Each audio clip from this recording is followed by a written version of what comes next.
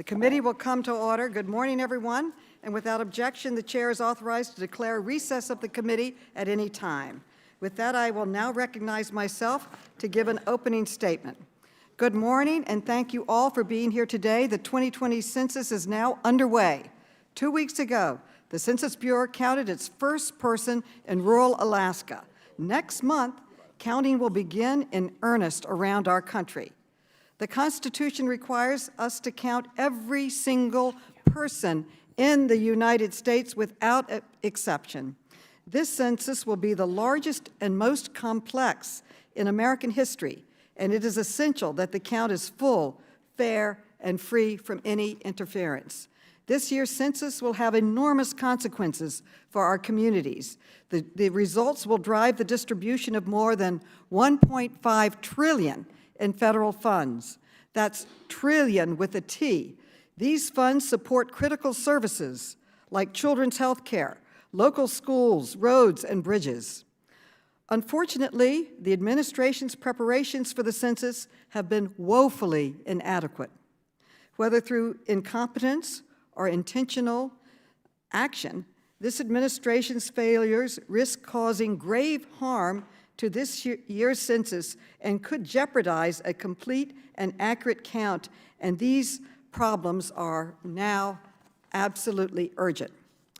Today, the nonpartisan Government Accountability Office is publicly releasing a troubling new report that highlights serious concerns about preparations for the 2020 census.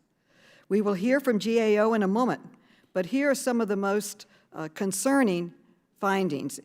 The Census Bureau, and I quote, this is from GAO, faces significant risks that could adversely impact the cost, quality, schedule, and security of the count, end quote.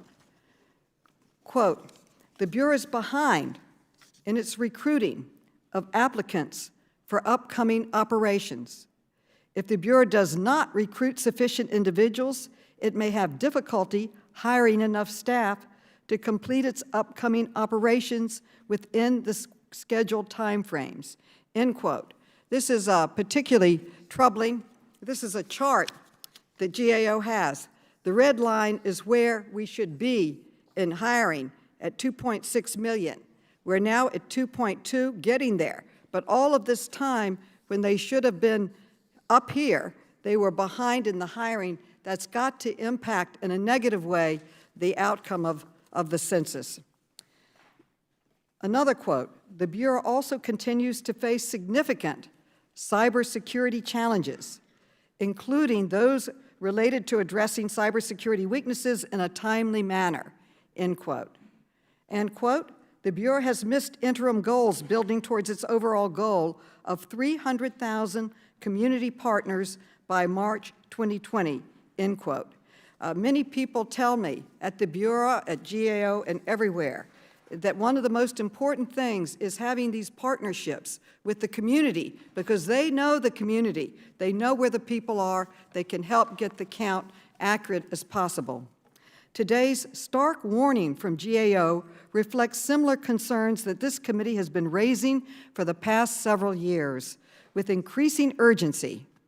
Last month, we held a hearing in which witnesses after witnesses raised dire warnings about the administration's failures to adequately prepare for the 2020 census.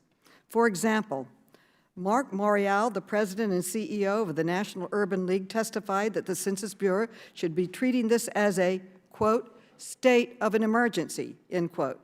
He warned that hiring was far, far behind schedule. And, quote, it's time to ring the bell. And that, quote, the risk for the nation and the risk for our communities is grave, end quote. Vanita Gupta, the president and CEO of the Leadership Conference on Civil and Human Rights, testified that an undercount would have, quote, broad implications for how many teachers to students there are in any school district, healthcare, hospitals, roads, infrastructure, end quote. She also warned, and I quote, stakeholders urgently need more information and a deployment plan, end quote.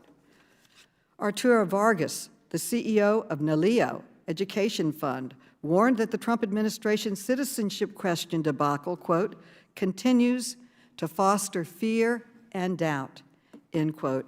And this is made worse by a hostile environment towards immigrants propagated by the administration, end quote.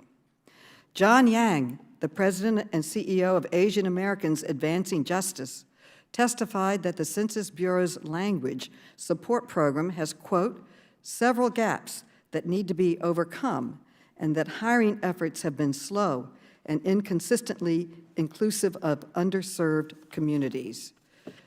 Today, we will hear directly from the Census Bureau Director, and we'll have a lot of very tough questions for him. There are grave challenges facing us this year's census, and to be honest, I don't have full confidence that the administration is equipped to handle them. Nevertheless, we are committed to doing everything we can to highlight these challenges where we see them, work with our dedicated colleagues at the Census Bureau and GAO, and collaborate with our partners across the country to deliver a fair and accurate count. Our Constitution requires it, our communities rely on it, and our democracy depends on it.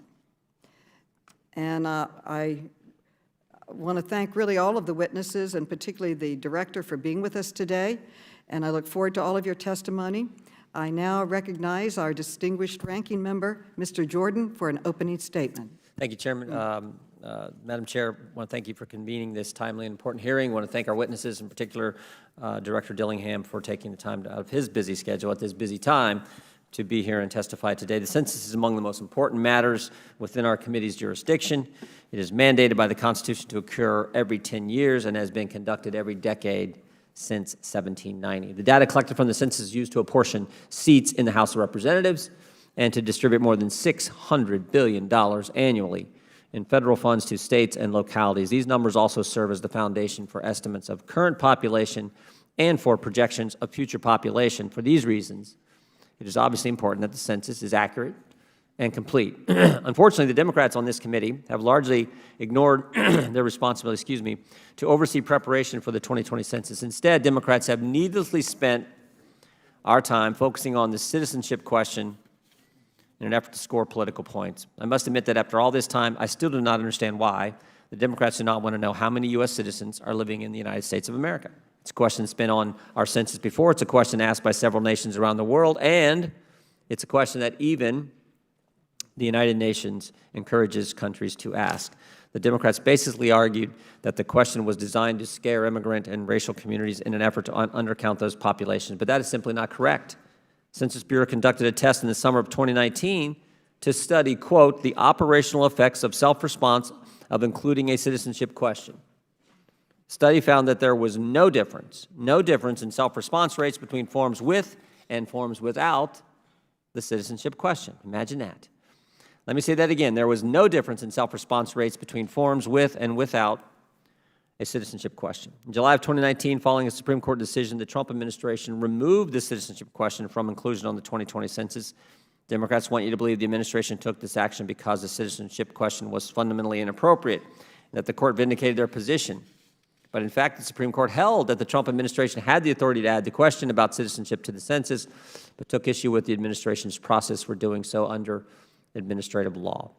This is only the third hearing Democrats have called to talk about the census since taking control of the House last year. Prior to that, Republicans had held 9 hearings or briefings dating back to 2015 to examine challenges posed by the 2020 census. We are now in the midst of a peak operations for the census. On March 12th, it's 1 month from today, people will begin completing and returning their census questionnaires. This is a time when all systems must be fully operational. That responsibility, of course, lies with Director Dillingham, and certainly it is no small task. The Census Bureau needs to hire approximately 500,000 people nationwide as enumerators to conduct non-response follow-up operations. To reach that number, that hiring target, the Census Bureau is conducting a nationwide recruiting campaign to generate interest in this temporary work with the goal of recruiting 2.6 million interested candidates by March 2nd, 2020, just a few weeks from now. I look forward to hearing about how those efforts are going. Given the enormity of this task and the amount of taxpayer resources expended to complete the census, it is imperative that we work to avoid wasteful spending in this process. Last month, the GAO reported that the Census Bureau had met its criteria for a reliable cost estimate.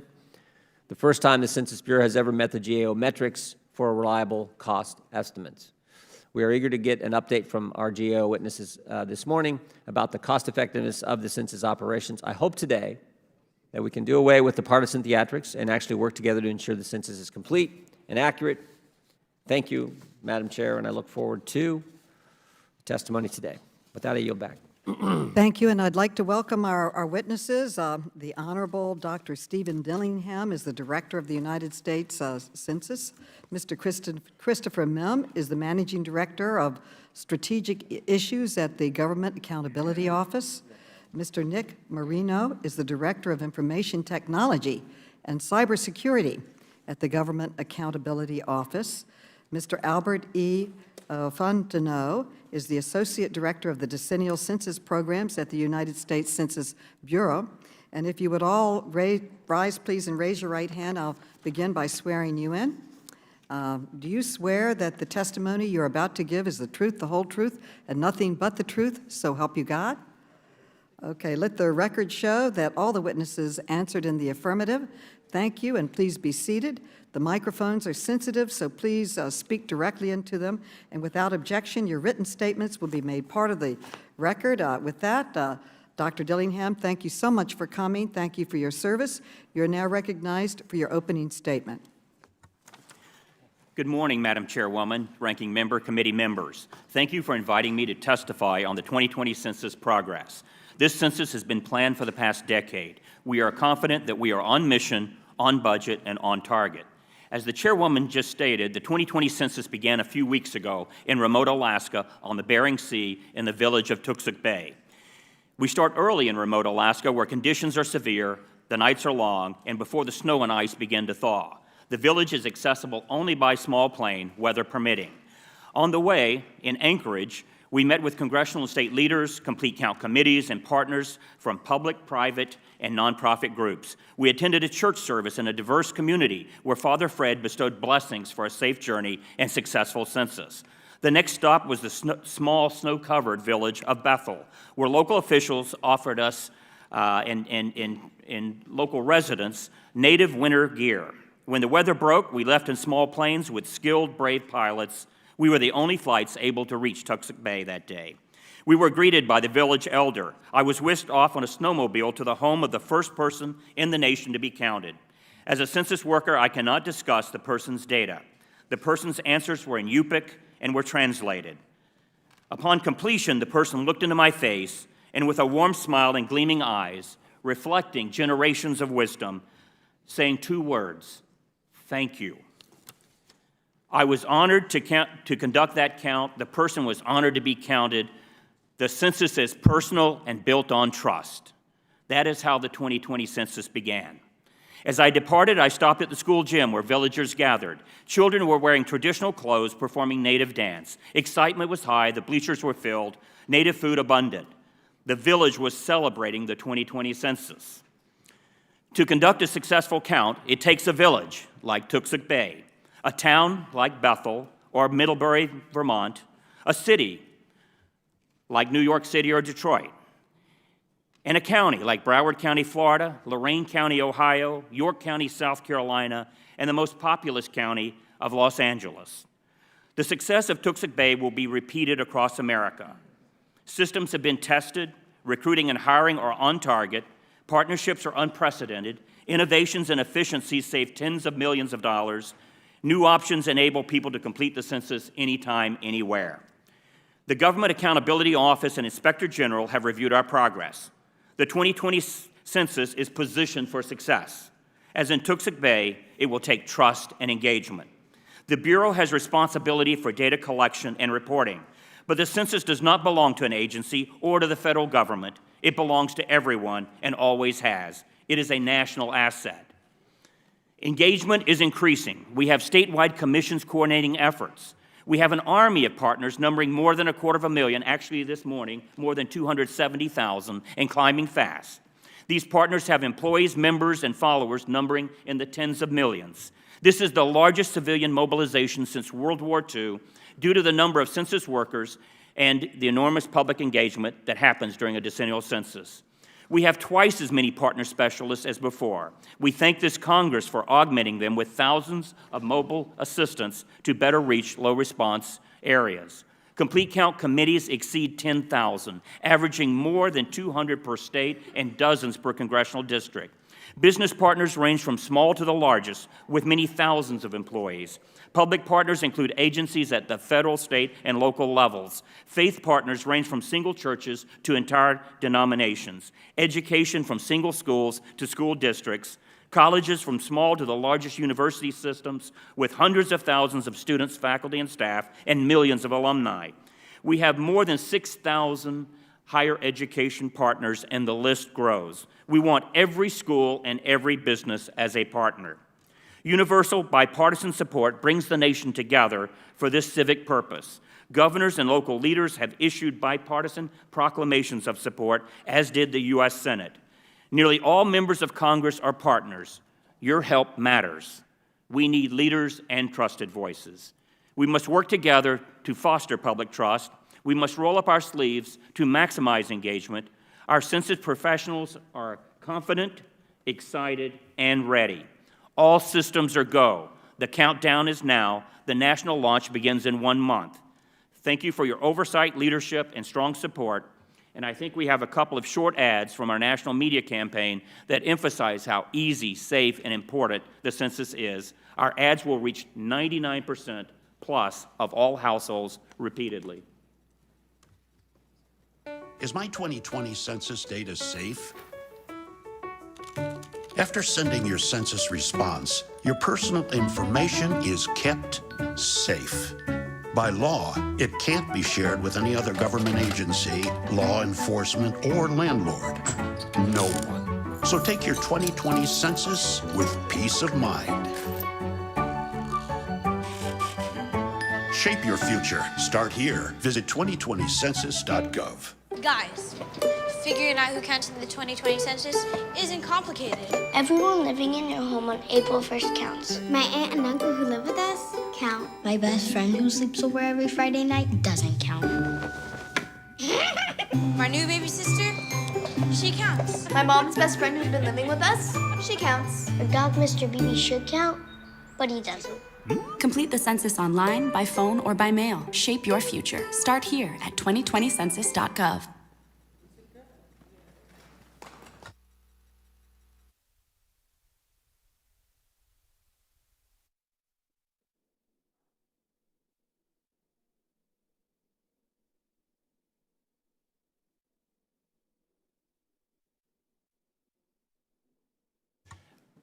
We don't have a prepared statement from the Associate Director. I think.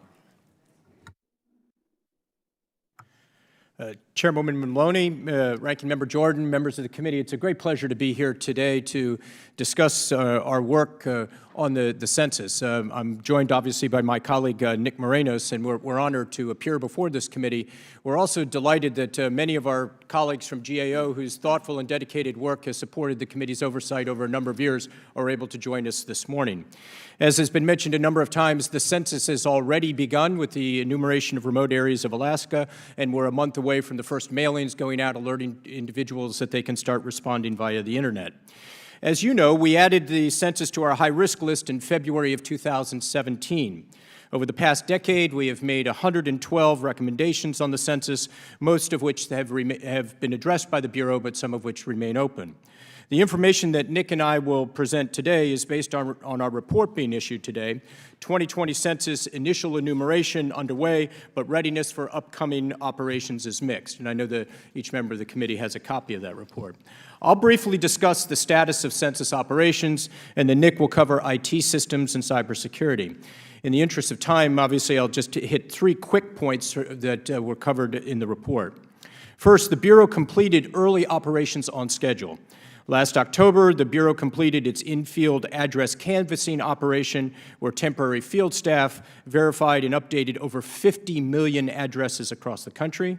It met its target date for opening its questionnaire assistance contact centers, basically call centers, where the public can call to ask questions or provide their census responses. It has launched its advertising campaign, we just saw 2 examples of that, to use print, social media, and television to spread word about the census and encourage participation. And the Bureau has opened all 248 area census offices that will be used to manage the decennial at the local level. This is all good, important news. However, second, the Bureau is behind its goal to recruit applicants to work on the census. The Bureau estimates that it will need to hire between 320,000 and 500,000 census takers, referred to as enumerators, depending on the response rate. While the size of those numbers is daunting enough, the Bureau has long found that it needs several times that in applicants in order to meet its hiring needs. To date, the Bureau has recruited more than 2.1 million applicants. While noteworthy, it nonetheless does fall short of the interim target it set for itself to reach 2.5 million applicants by now, building to, as was mentioned, the overall goal of 2.6 million. In addition, 202 of the 248 area census offices fell short of their individual recruiting targets as of early February. This is concerning because if the Bureau does not recruit sufficient applicants, it may have difficulty hiring enough staff to complete upcoming operations, leading to delays, increased costs, and eroded data quality. Moreover, as the Director just noted, the census, while a national effort, is implemented locally in communities and neighborhoods across the country. Thus, recruitment and hiring success in one area may provide little advantage to an area where efforts are lagging. Third, the Bureau also missed milestones for establishing community partnerships. Partnerships are essential to educate the public, encourage participation, and thereby maximize the response rate, particularly for hard-to-count populations such as persons with disabilities and persons experiencing homelessness. Census partners, as was noted, include media outlets, civil society organizations, healthcare organizations, and the like. The Bureau's goal is to have 300,000 community partners by next month. As of early February, it had established over 238,000 of those. However, this falls short, again, of the Bureau's interim goal, which was to have 250,000 partnerships in place by the 1st of February.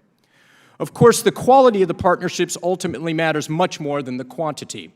The Bureau will have a sense of how these partnerships are working from management reports that will indicate the number of community partnerships and participating organizations by sector and audiences served, and the number of events that the partners have sponsored. In summary, Madam Chairwoman and members of the committee, while early operations have been completed on schedule, the Bureau faces a number of challenges in upcoming major operations, as Nick will further elaborate. Perhaps the key risk now is the response rate. Long-standing census experience has taught me, certainly I began work on the census on the 1990 census, that high levels of public participation improve data quality, limit cost, and reduce schedule pressure. This completes my prepared statement. I'd be happy to answer any questions you may have.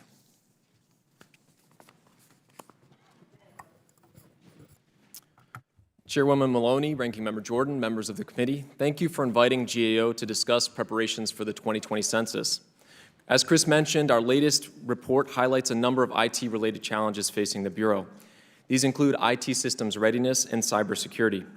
Stepping back for a moment, I wanted to highlight the complexity of administering the 2020 census from an IT perspective. As you know, the Bureau is tasked with collecting information from over 100 million households across our nation, and to do this within constitutionally mandated timeframes. To make it all happen, the Bureau will rely on 52 systems to support census operations. Many of these systems will be deployed multiple times in order to add needed functionality over the course of 16 operational deliveries. To the Bureau's credit, by the end of last month, it had successfully deployed systems for 5 operational deliveries, including in support of address canvassing and recruiting and hiring activities. However, the Bureau continues to face schedule risks for 5 of the remaining 11 operational deliveries, including for systems supporting internet self-response.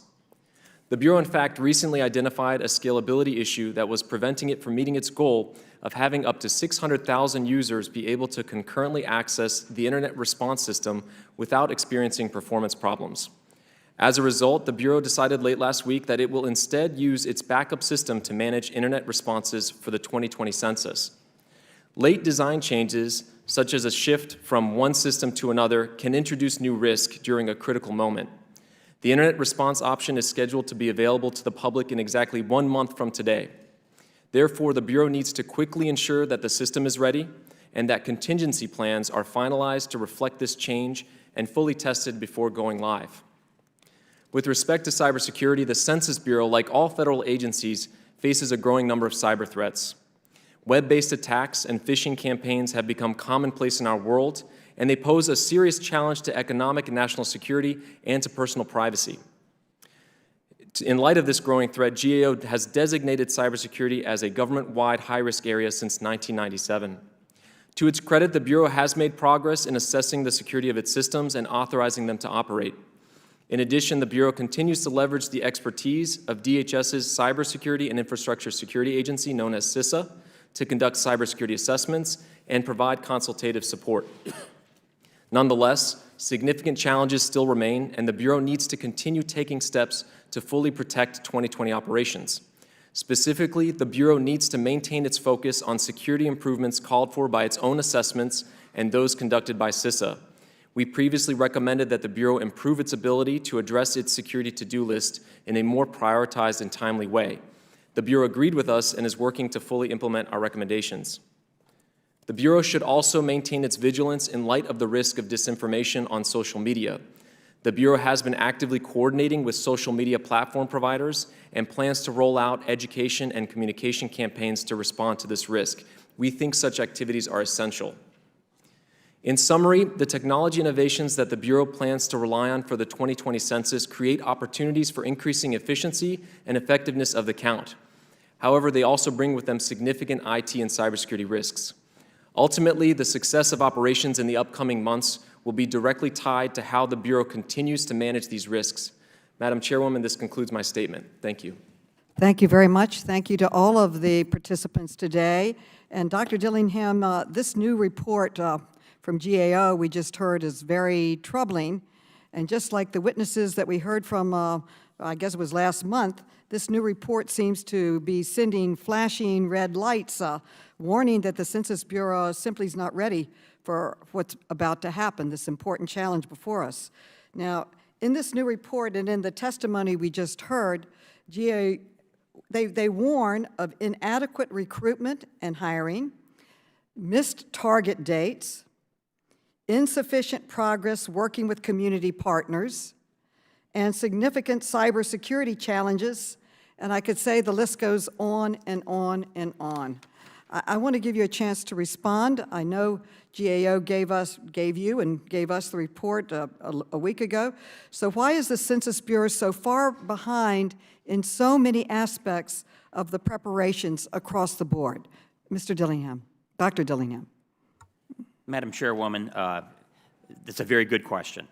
And let me say that from the point of view of the Census Bureau, we are not behind.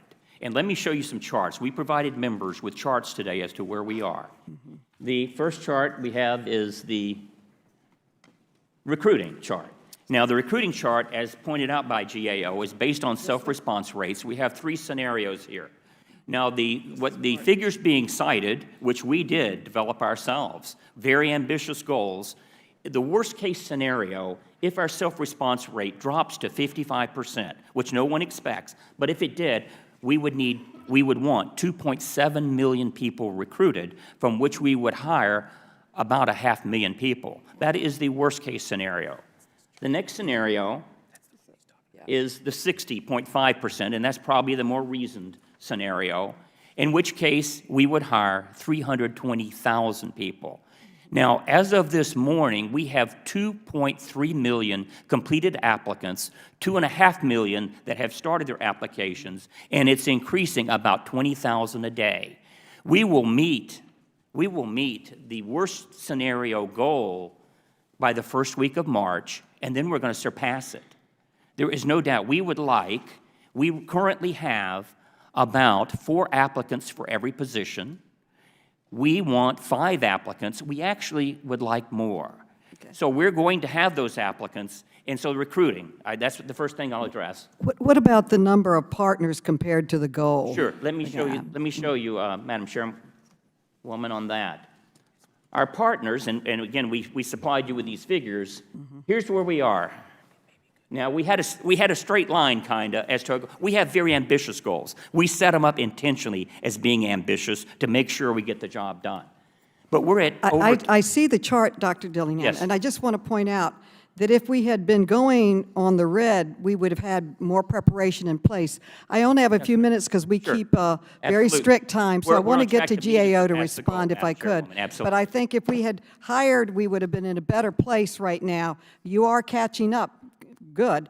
But during this period, the outreach to the communities, I understand it, if you're a rural community or a hard-to-reach community, the most important thing is getting these partnerships because they're the ones who know the people, they know how to get the count. So I'd like GAO to respond, if you could, Mr. Mim. In your report, you warned that the Census Bureau is, and I picked a quote out, quote, faces significant risks that could adversely impact and cost quality, schedule, and security of the count, end quote. I want to know, is that right, and would you elaborate a little bit? Yes, ma'am, that is right. And then on two of the points that the director was just mentioning on that, it is noteworthy and positive that the recruiting numbers are going up, and that's exactly where we would want them to be, and they are some ambitious targets. But what we've seen with census experience, certainly in the 3 or 4 of them that I've been responsible for assisting the Congress in oversight, is that you can bleed through your recruitment base very, very quickly, and you have, not unexpectedly, you have turnover in that. And so the second part of that is that the national numbers, we focus on those, obviously the Bureau does as well, but that's not, as the director mentioned, where the census is implemented. It's implemented at a local level, and so it's concerning for us that you have those 200 of 248 local offices that haven't met their own targets on that, because that... On that point, Yes, ma'am. and I want to quote from your report, you said the Bureau is behind, quote, in its goal to recruit more than 2.6 million applicants nationwide for upcoming operations. And then your report said that 2.1 million applicants recruited as of February 3rd, 2020, falls short of the Bureau's larger target to reach more than 2.5. Are those numbers correct, and could you elaborate a little bit? Yes, ma'am. They were correct, as the director noted. This is very much a moving target with literally thousands of new applicants every day. But as of even earlier this week, they were the correct numbers that we received from the Census Bureau. Okay.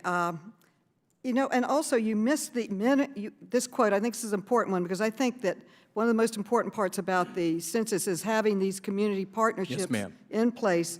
And your report finds you missed interim milestones for establishing community partners. Is that right? And how damaging is that? And my time has expired after you respond.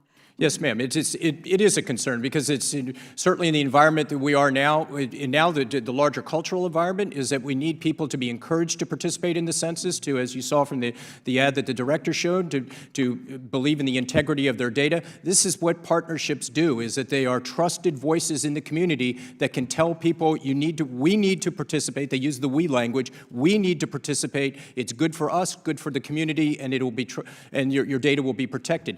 That's not something that can come out of Washington or Suitland, Maryland. That has to come from trusted local voices. That's the importance of the partnerships. Thank you so much. I now want to recognize the gentleman from Wisconsin, Mr. Grothman. He's recognized for really 6 minutes because I talked for 6 minutes. Oh, my goodness. Time was. So you're honest. recognized. And thank all of you. We all have the same goal to get an accurate count. It's like a basketball player calling a foul on themselves. I can't believe it. Thank you. Very honest. Mr. Dillingham, first of all, I want to nail down who we're trying to count here. Okay, if I am a tourist, do we count a tourist? We do not count tourists. Okay. If I'm a college student who's here for 6 months, do we count the college student? Well, we count college students if they're living here at the time of the census, and so the 6 months is a close call there as to how long they'll be living here. Okay. Well, if my parents live in, we'll pretend I'm 18 again. If my parents live in Wisconsin and I go to college in Illinois, am I counted in Illinois or Wisconsin? The methodology that we've used for decades is we count where people are living, so we actually count at the college campus. Okay, so then how do we make sure then the person isn't counted in that case in Wisconsin? If the parents fill out the form and say, Sonny's with me, and somebody else is going around to the college dorm at the University of Illinois, how do we make sure that that person's not counted twice? Congressman, that's a very good question, and we have very elaborate procedures, and that's one place where we really rely on our administrative data that's sort of behind the scene we're matching up. So if there's a duplicate submission, if the college student answers the census at the university or the college, and then the parents maybe answers on their behalf back in the hometown, we reconcile that and we eliminate that. And you're confident you can do that? Yes, we How can. about if somebody just goes somewhere to live with a buddy for a month? We do ask the individual where they're living, and we will, probe as to where they're living, and where they report as being living, that's where we count them. How about if I'm a tourist but overstay my visa? If you're a tourist and you tell us that you're here only temporarily as a tourist, that's the information we have. And if you're from another country, then we would assume that to be correct. Okay, how about if I'm here just illegally and I should be leaving? At what point is that somebody who's countable? Congressman, we count everyone wherever they're living. Okay, so if I'm a diplomat, am I counted? Congressman, there are some very narrow exceptions that if you're living at a consulate, then we don't count people that are actually on the consulate, which is owned by the other country. Okay, how about if I'm not living at a consulate? How about if I'm living here in town but work at a consulate and I'm stationed here for 4 months? Congressman, the 4 months would probably, if you're here on April the 1st, and you answer that you're living here and do not indicate when we ask the questions, and I'm going to ask the person with the most experience here who actually oversees the census, but that is a question where we probe further as to the length of time you're living here and in what capacity. It's kind of scary because we're not nailing this down. Go ahead, Mr. Fontenot. Mr. Congressman, the question is asked, where do you live or stay most of the time as of April 1st? And our census relies on self-declaration. So if the person says, I live or stay at this address most of the time as of April 1st, they are counted at that address. Okay, and most of the time could mean I'm returning to France in a month, but I should still put down that I'm a U.S. citizen. And there most of the time, what, over the last week, over the last 5 years? What is? Generally, we use a guideline of around 6 months. Okay, so if I'm a diplomat who's here for 6 months and a day, I'm supposed to be counted. That's correct. And is that clear on the form? It is clear in the additional instructions to the form. I'm We not sure. provide Okay. on our online Yep. census, we provide drop-down information that gives you detail on the drop-down information of Now- exactly how to Yep. answer the question. Now I'm going to ask you this. It seems to me when cheating goes on, and of course what people are worried here is cheating in elections, usually there's at least the perception that people vote twice or that sort of thing. What are you doing to make absolutely certain that if somebody wants to say more people are living in a state than are, that somebody is not filling out that form 3 times under 3 different names? How do we know that's not happening? We have very elaborate post-collection deduplication processes which use administrative records, prior census information, IRS data to verify that we're only counting people one time. This is not a unique and new problem. I'm going to for ask you 2020 again. I'm glad I have the extra minute. Thank you. If I am somebody on a farm in California and somebody fills out the form for me, and one day I'm John Smith, and then I fill out the form on Ted Jones, and then I fill out the form on Billy Johnson, how do we know that somebody isn't sitting there cheating and filling out under 3 different names? How do we We know? compare the census data we receive to other data we already have on that area, population estimates, other survey data, and if there are abnormalities in the count, we're able to detect them at that time, and then we actually will send some out to verify those people's identity. A person will physically go out and verify. If I do that, how is it going to be caught? If I'm somebody who wants to cheat, if I'm somebody who wants to say there are more people in such and such a county of California than there are, and I sit down and fill out the form under 10 different names, We sent out an enumerator to actually verify that you exist at that address. so everybody is going to get somebody to show up and count that person? I mean, if I live in Greenbush, Wisconsin, is somebody eventually going to count me or no? Yes. There will be a person who looks at me in Greenbush, Wisconsin, you're To telling me? verify that your data, if your data is inconsistent with what No, our not records show it inconsistent, should not inconsistent. I'm not saying inconsistent. I'm saying I just sit there and fill out 10 forms of 10 names that weren't in the United States 10 years ago. Are you going to catch that? Yes, that would be inconsistent data. That would come up, and our post-collection processes would bring that information to the light, and that's when we send people out to verify. Okay, I'll give a written question later, but thank you very much for giving me the extra minute. The gentlewoman from the District of Columbia, Ms. Norton, is recognized for 5 minutes. Thank you, Madam Chair. This is an important hearing, and I am particularly interested in the notion that the census is going digital, and that for the first time people are going to be asked to respond on the internet. I must tell you, the Iowa primary debacle comes to mind when I think of the census going digital. So I'm interested in the Bureau's plans in the event that the systems, in fact, experience some kind of attack or disaster. Now, the IG wrote and something that really terrifies me. The 2020 census cloud environments did not have disaster recovery options capable of restoring data lost in the event of a large-scale attack or disaster, which suggests lost data that we could never recover. And of course, the Inspector General made several recommendations. I suppose I should ask you, Mr. Dillingham, have you made upgrades to ensure that the data would not be lost in the event of a disaster? Can you assure you that you could always recover data?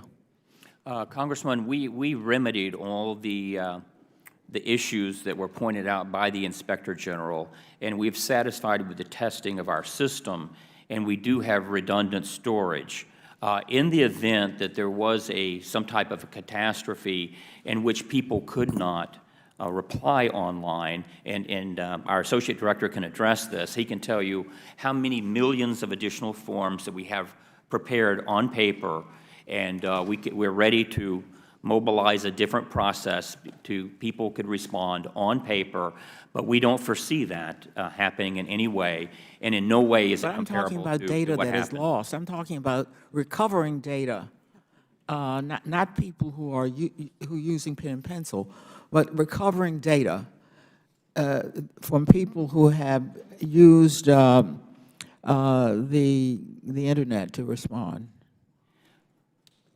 I can assure you— who have digitally responded, I should say. I can assure you that we have worked with the best minds in the private industry and the best in the intelligence communities, and our systems are continuously monitored 24/7. So if you lost data, let me ask the Inspector General, are you satisfied that at some point all data could be recovered if there was some attack or some kind of disaster? Well, Ms. Norton, the report that you refer to was from the IG. GAO has also been on record as emphasizing the importance of contingency planning, so that disaster recovery planning.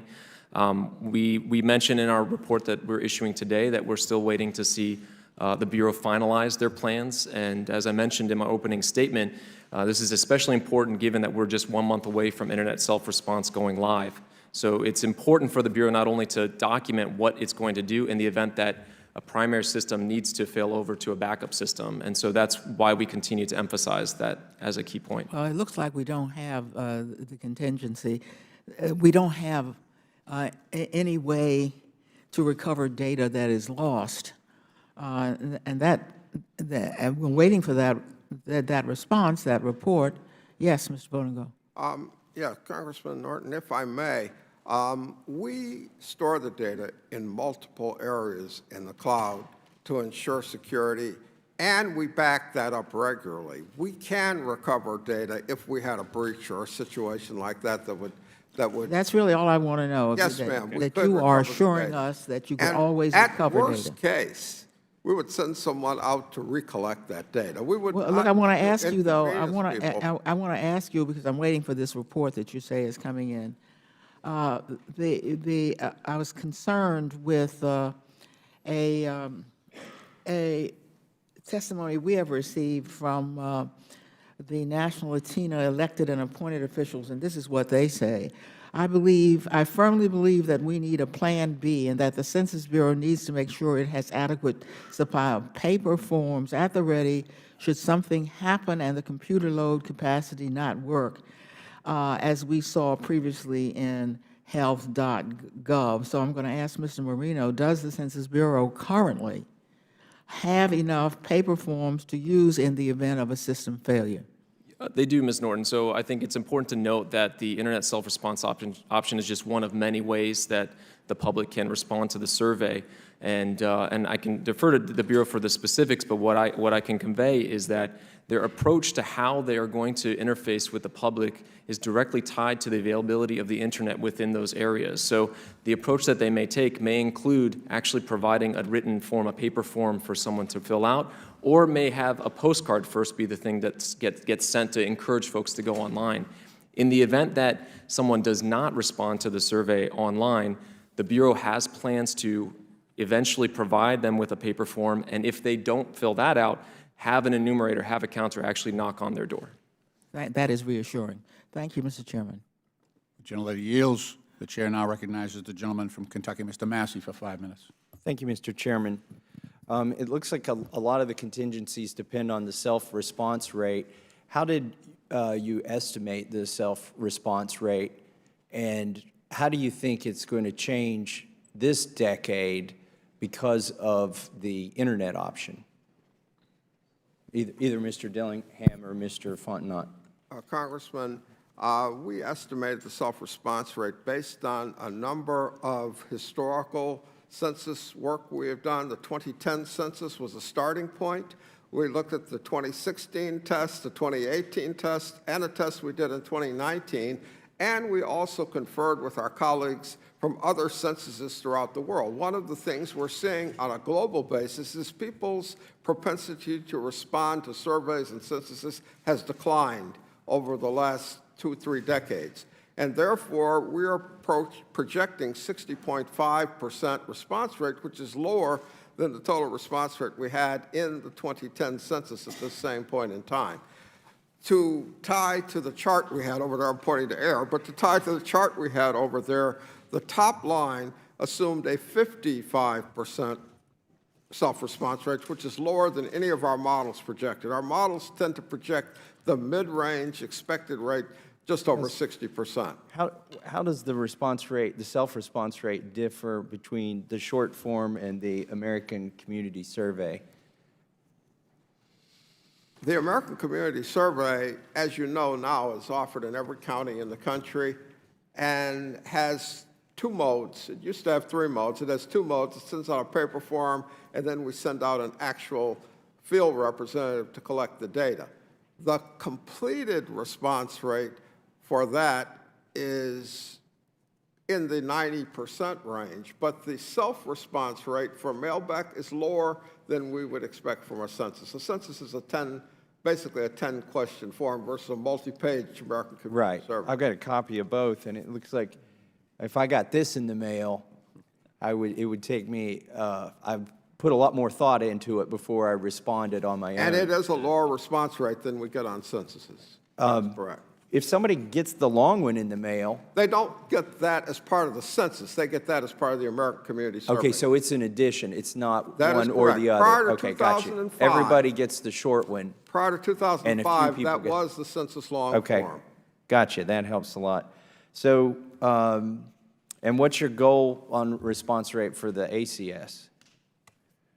I can get back to you on that. Okay. Our total response rate goal is over 90, but that includes the people going around knocking on doors to collect data. So I was able to go to the internet and try out at least the front page of this on my mobile device, and I'm glad to report I could see it even on an antiquated mobile device. Although it had that CAPTCHA, you know, the I am not a robot thing at the front of it. And the House admin here is required I put that on my congressional page, and I don't want it on my page because I know a lot of people give up when they get to that CAPTCHA thing. And I know it's for internet security, but Mr. Mim, do you anticipate that's going to slow down the response rate? Is that I am not a robot thing, is that on the short form when you go to respond?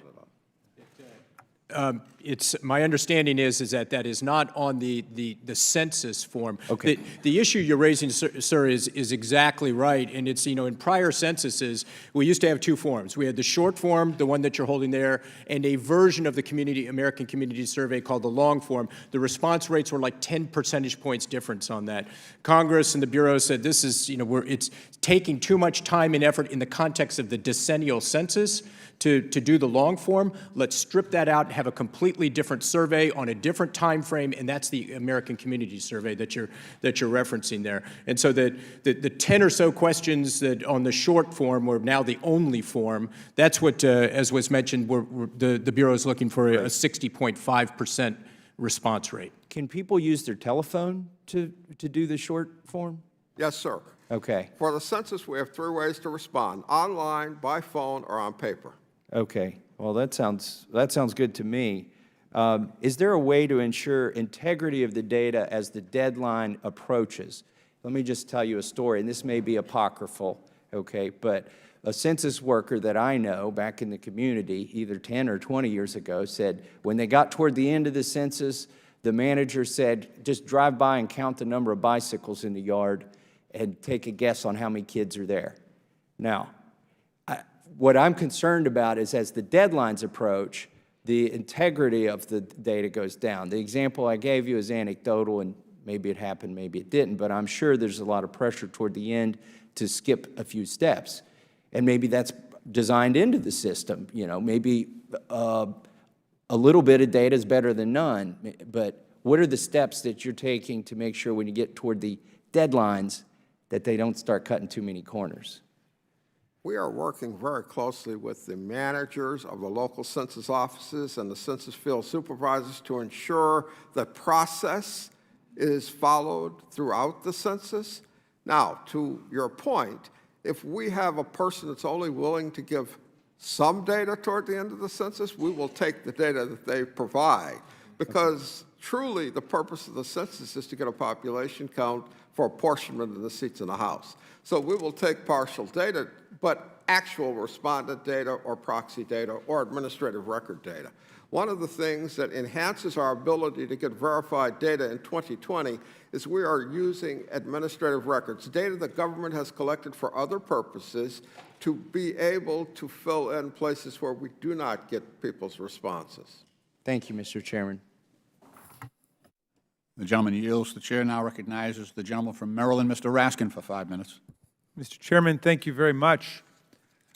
This committee's been focused like a laser beam on the census. We have a constitutional duty to make sure that all persons are counted in the United States. This is necessary for fair elections. It's necessary for fair and efficient distribution of governmental resources. So we've been focused from the beginning on this. Any suggestion that this committee is somehow responsible for the problems experienced by the Census Bureau is, of course, absurd. It was the Trump administration, not this committee, that tried for nearly a year to add an illegal citizenship question to the census, and of course was tied up in courts for months until the Supreme Court did the obvious and struck down the citizenship question as completely outside of the normal administrative process. The administration should have been focusing on preparing for the census and dealing with all the complexities of the census rather than advancing this flawed and doomed political agenda. But this committee has been focused on preparing for the census as a top priority for more than 2 years now. On March 6th of 2019, we held a hearing on GAO's high-risk list and highlighted concerns about census preparations. On May 29th, 2019, our Subcommittee on Civil Rights and Civil Liberties, which I chair, held a hearing in New York at the intersection of the districts of Chairwoman Maloney and the vice chair of our subcommittee, Ms. Ocasio-Cortez, on what states and local communities are doing to prepare for the 2020 census and how they can be more actively engaged in the process. On July 24th of last year, the subcommittee held another hearing and heard testimony from the director of the Census Bureau and the GAO.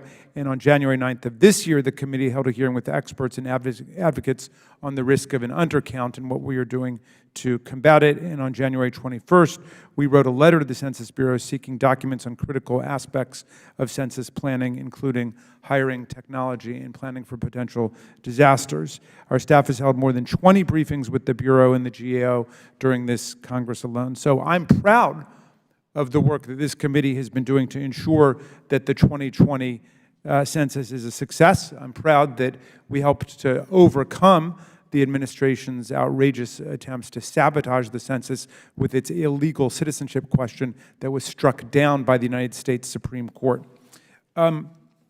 Dr. Dillingham, I wanted to ask you a question. I've heard from some of my constituents that the Census Bureau may be placing ads with media outlets that are primarily owned or influenced by the Chinese government in the Asian American community. They appear to be suggesting that Chinese government influenced companies have somehow gotten the market on our census outreach in the Asian American community. And I'm just wondering if you know anything about this and what the Bureau might be doing to make sure that the media companies that we're using are based in the United States and free from foreign government influence. Sure. First, Congressman Raskin, let me thank you and let me thank all the members of Congress from the state of Maryland. And there have been, both with this committee and the former chairperson of this committee, I've appeared in Baltimore with him and with others. I've been to your district. We met with the entire Maryland delegation, and we very much appreciate your commitment to getting a full count. Now, with regard to, and I understand it was either in the press or in the social media about this Chinese influence, the information I received, it was absolutely false. We had no contract with that entity, and there was no media engagement with that foreign-owned entity whatsoever. But we can provide you details on that, but that I'm told that story was absolutely false. But to the larger question of our media campaign, this is, in fact, the largest media campaign ever for the decennial census. And it is very important that we get it right. The commercials, we had 2 this morning, and I think they captured some attention from some of the people in the room, but we have dozens upon dozens of advertisements. We have contracts with all sorts of firms that reach the hard-to-count communities and reach the diverse communities, and we're very proud, and we have very specifically tailored advertising, even in certain languages that reach those communities. But I noticed when we went to your community, for example, you have a very diverse community. You have an area, if I could use the term, is called Korean Corner. And in that area, there was local newspapers at the supermarket, et cetera, and we discussed with the partnership specialists the possibilities of how we can get some of our advertising into that local media, in the channels that they use, and in the publications and the radio stations and stuff that they may be listening to. So we'll be glad to work with you. We are working with you. We've heard of tremendous progress being made in your district and the state of Maryland, and we still have work to do. Well, and I appreciate that very much. I appreciate your openness and your willingness to work with communities such as ours, and I would just encourage you to make sure that the media outreach is as diverse as possible, as you're suggesting, and that we not be captured by any particular group, certainly if it's influenced by foreign government. Again, I don't know if there's a reality there, but there's certainly a word in the community about that, so I appreciate your clearing it up. I yield back. The gentleman yields. The chair now recognizes the ranking member, the gentleman from Ohio, Mr. Jordan, for 5 minutes. Thank you, Mr. Chairman. It sounded like Mr. Dillingham or Director Dillingham, when GAO gave their opening comments, that it was sort of good news, bad news. Good news is the Census Bureau, I think you said, Mr. Mim, that early operations are on schedule, and that's great, and congratulations on that. But then on the number of applicants you need to get the employees you need, sound like you were behind in both numbers. 2.5 million you need in applicants, over 500,000 you need of actual enumerators, people out doing it. Sound like you're behind on the partnership issue. And then, of course, Mr. Marino's talked about IT and cybersecurity concerns as well. So I just want to give you a chance to say, are you going to get there? I mean, Sure. Congratulations on being there on the early stuff, but now it's the real deal. And frankly, I think members of Congress and the country like to know that you're going to get there. And you had some charts up earlier, but I just want to give you a chance to respond to those. Congressman, Seemed like four issues were raised, and 3 of them we got some concerns. So talk about those 3. Sure. And then if we want GAO to jump in and tell me, I want to know if you guys think they're going to get there. I thank you very much, and certainly would enjoy them. I certainly invite them to also join in as needed. You know, we set very ambitious goals, and one of the goals showed a straight line to reach the worst case scenario. We operate by 3 scenarios, but we want to make sure we recruit people, the worst case scenario, the 2.7 million. We will reach that in the first week in March, and we're going to exceed that. Okay. So we have 2.3 million applicants already completed applications. 2.5 million have begun. So we're quite confident. These people are not yet being hired. They're going to be enumerators. So we're very pleased, and we're going to exceed that goal. So on the recruiting and hiring. On the partnerships, the same thing. We're going to exceed our goals. Yes, and we appreciate GAO. We provide them with the information of our schedules and our goals, and they look at it, and they will remind us, oh, you didn't meet your goal here. And they will say, whenever you don't meet your goal, that presents a risk. And to some extent, they're right, and we appreciate that. Mm-hmm. But when we started the census and we had the original plan, we had more than 27,000 tasks to do. And we have schedules for those tasks, and we have testings of our system, 25,000 tests. So when we get down to the fine numbers, it's very important, and we do work, and whenever they identify a risk, we address those risks. And I think they will tell you we have a very good track record. So our systems are tested. Our recruiting is going to exceed our most ambitious goal.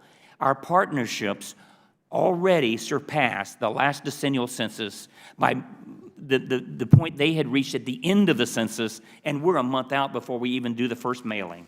So we're way ahead of what's needed. Did we deviate some from our schedule? Applicants, employees, or enumerators, you feel good, and you feel good about the partnership as well? Absolutely. Tell me about the IT concerns. You got any? Your the thoughts IT. there? And then I want to give GAO a chance to tell me if you're giving it to us straight, which I assume you are, but we'll give them a chance to respond. With our IT, I can tell you that we have not missed any operational or testing deadlines for the 2020 census. There are the risks, as I pointed out, anytime we have anything pending, and so we are on a track, but all 2020 census IT systems have been successfully tested and deployed or are on track for deployment. For example, we have a system that will deal with the post-enumeration survey, which is after the completion of the census, to double-check another way of looking at our numbers. Now, we have tested that system in the past, and it worked, but we're going to test it again. Okay. So we feel very comfortable. The professional census have a high degree of confidence. Yeah. Thank you, Director, and I appreciate all the hard work. I know you're working hard. I want to give GAO the last minute to respond. Thank you, Mr. Jordan, and I know Nick will talk about the IT in just a moment, is that good news is we're working off with the Census Bureau as a common set of facts, and so we would agree with them on the data on that point.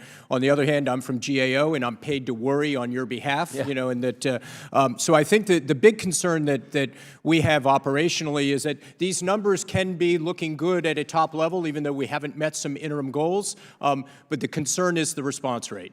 It is the 60.5%, which is what they're hoping to achieve, would still have a 61 million households for follow-up. You can bleed through a recruitment base very, very quickly in hiring the enumerators for that. And if it gets up to, obviously, the 55, or goes as low as the 55%, which would be, you know, very bad, as the Bureau mentioned, you're at 66.7 million households that you'd have to follow up on. So if we get in a month from now, or, you know, 6 weeks from now, when we start seeing the response rate, that's going to really give us all a good feeling, or really some more concern. And I know Nick will talk about the IT. So I think our title of our report talks about a mixed preparedness, and I think that's fair because in many ways positives are there. We've seen the Bureau able to successfully deploy dozens of systems in support of 5 of the operations to date. The reality and where the risk is and where my worry resides is just in the time, right? We're sort of in a pressure cooker of time to get a lot of things done, and the Bureau has, in particular, 2 key operations coming up in just the next couple of months. You mentioned in your statement as well, Mr. Jordan, about the fact that we're 1 month away from internet self-response, and we're also just over 2 months away from the beginning of the enumeration process, too. So the Bureau has a lot of work ahead of it to complete the testing that it's done. Now, to its credit, and accurate to what Dr. Dillingham has said, they've put a lot of effort into that testing, and in fact, what I mentioned earlier about the decision to switch from one system to another was the result of the rigorous testing that the Bureau is undertaking. So at the end of the day, I think the risk still exists because of the amount of work that the Bureau has to do within a short period of time. Thank you. I yield back. Thank you, Mr. Chairman. Gentleman yields. The chair recognizes the gentlewoman from Florida, Ms. Wasserman-Schultz, for 5 minutes. Thank you, Mr. Chairman. Mr. Dillingham, I think we can agree that the stakes are too high for the Census Bureau to have a one-size-fits-all approach to advertising and community outreach, and I can certainly appreciate that you have a large volume of community partnership relationships. In my district, Florida's 23rd, I'm proud to represent a majority-minority community that is filled with people from all over the world, including the largest concentration of Venezuelans, for example, of any other district. Effectively communicating and building trust with my constituents is going to be notably different in terms of the way we connect with them and reach out to them than it would be just a few miles up the road on 95. I'm very concerned that the Census Bureau has not taken seriously your responsibility to understand all the communities that you must reach to have a complete and accurate count. Now, we know one way to build relationships in hard-to-count communities is to enlist local businesses, for example, and groups to be Census Bureau ambassadors. Dr. Dillingham, the House Democratic Caucus, the Tri-Caucus, and the Census Caucus wrote you recently requesting information on the status of the Bureau's community and national partnership engagement programs and asked for a response by December 13th, 2019. The answer that you finally provided just last night was nearly 2 months late and woefully incomplete. The letter requested a list of the name and location of every local partner organization in the United States organized by congressional districts, which I know is entirely possible. We've gotten it before. You responded by saying the work is still ongoing because that list is growing, and you have committed to only release organizations that, quote, have given permission to be listed as a public partner. That's baffling, because if you are a public partner, one would think that you would be public. It's a little tough to know how to partner with an organization that is not willing to make themselves known. So what is exactly is the purpose of having a community partner to help promote the importance of filling out the census if that partner is not public? And Census Day is less than 8 weeks away, so when will you commit to providing a complete list of local partners broken down by congressional district? Because for all of us, it's important for us to know who we can work with in our local communities. I've been very engaged in my count committee locally, and it would be really helpful to know which organizations in my district have had a formal relationship with you, and will you also provide information about how you define what you consider to be a local partner, because that would be helpful too. Sure. Congresswoman, let me first begin by saying that when I was in Broward County, the partners there were absolutely fabulous. When I went to the Broward County Complete Count Committee, we actually ran out of time when they're going over all the contributions that all the members of that committee are meeting. The room was filled with partners. Right, I know, Dr. Dillingham. We have a very well-organized Complete Count Committee. I've been very much a part of that and helped launch it. Absolutely. And I would like an answer to my question. Okay, and you define the responsibility and need absolutely correctly. I agree with you. On the, we hope to get that. We hope to get when people completed over the past year or so, signed up as partners. I'm informed that we need to double check. Some may not have given us permission at the time to go public, but my understanding that makes no sense, my understanding is we will be releasing those documents. They're under review. When? And that's beyond. When? I hope today or and why tomorrow, did it take, but I cannot. Why did it take until 2 days ago for you to respond to a letter that we asked for a response by December 13th? Well, I think one of the current issues is the release of that information, which is under review. Okay. That doesn't make any sense. The length of time that since the letter was sent until 2 days ago is more than enough time. Up until the December 13th, you had more than enough time to get the answers to the questions, to get permission from the public organizations that are partners on the census. Otherwise, they shouldn't be partners if they're not willing to make their names public. And again, the census is less than 8 weeks away. If you are really committed to reaching hard-to-count communities, then we need that information right now. I agree to do whatever I can to get you that information as soon as possible. So today is Wednesday. Can we be assured of having it by Friday? Congresswoman, it is in a review process that I do not control. Okay, well, who does control it? All documents that leave the Department of Commerce go through a review process. I understand. Who controls whether and when that information is released to the public, to members of Congress, so we can make sure that we can maximize the count of hard-to-count communities? Congresswoman, I will certainly... You can't tell me who it is, who's in charge? Who is in charge of giving you permission to release that information? And is it actually finished and they're just not letting you release it? Congresswoman, I will have to get back to you. Is it finished and you're being told you cannot release it? I would be totally honest if I knew the answer. You don't know it is who in it a is? review process. I'm sorry. When it gets through the review process. Are you honestly telling me that you don't know who is in charge of letting you know that you can release it? You don't know, or you won't tell me? I will let you know when I get the determination that is releasable. I actually expect it very soon. No, I want you to let me know now who is preventing you from releasing it. Who do you answer to that is directly responsible for telling you you can release the information? Who? Position, title, name. Congressman, I honestly do not know who all is involved in the review process. Okay. You're the director of the census, and you don't know who is responsible for reviewing the items that you've been asked to produce for the Congress? Congresswoman, I know that ultimately people review it and look to see that it is in accordance with law and whatever rules and regulations may apply, and I'm not fulfilling that legal responsibility. You know you were sworn in at the start of this hearing, right? And that you're supposed to be telling the truth to our committee when we ask you questions? Absolutely, Congresswoman. It really is hard to believe that you don't know who's responsible for reviewing the materials that you need permission to release when we ask for them. You're the director of the census. I could generally refer to people that are normally in the review process, and it is usually people with legal responsibilities for reviewing. How are you going to get the permission if you don't know who to go to? It will be communicated back to us when the review is completed. I do not foresee delay.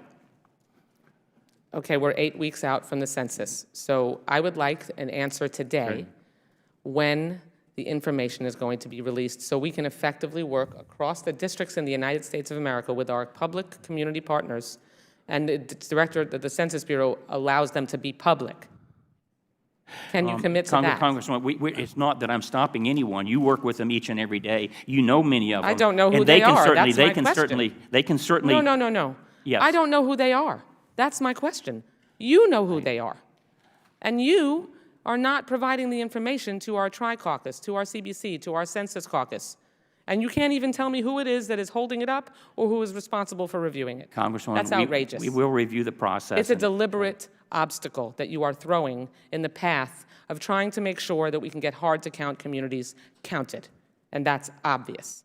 I'd like an answer Congresswoman, I disagree by with the that end of the characterization. week. There is no deliberation. I would prefer that you get the list today. Okay, well then please ask whoever, send it up the food chain and try to figure out who it is that is responsible for it and let us know as soon as possible. I will. Thank you, Madam Chair, Mr. Chairman, and I yield back. Appreciate your indulgence. The chair will afford equal time to the minority with respect to questioning. The gentlelady yields, and the chair recognizes the gentleman from Louisiana, Mr. Higgins, for 5 minutes. Thank you, Mr. Chairman. Gentlemen, Thank you for your endeavor to serve our country by delivering an accurate census count. Let me say that I believe sometimes we can get a little too close to a particular mission, and we lose the 30,000-foot view.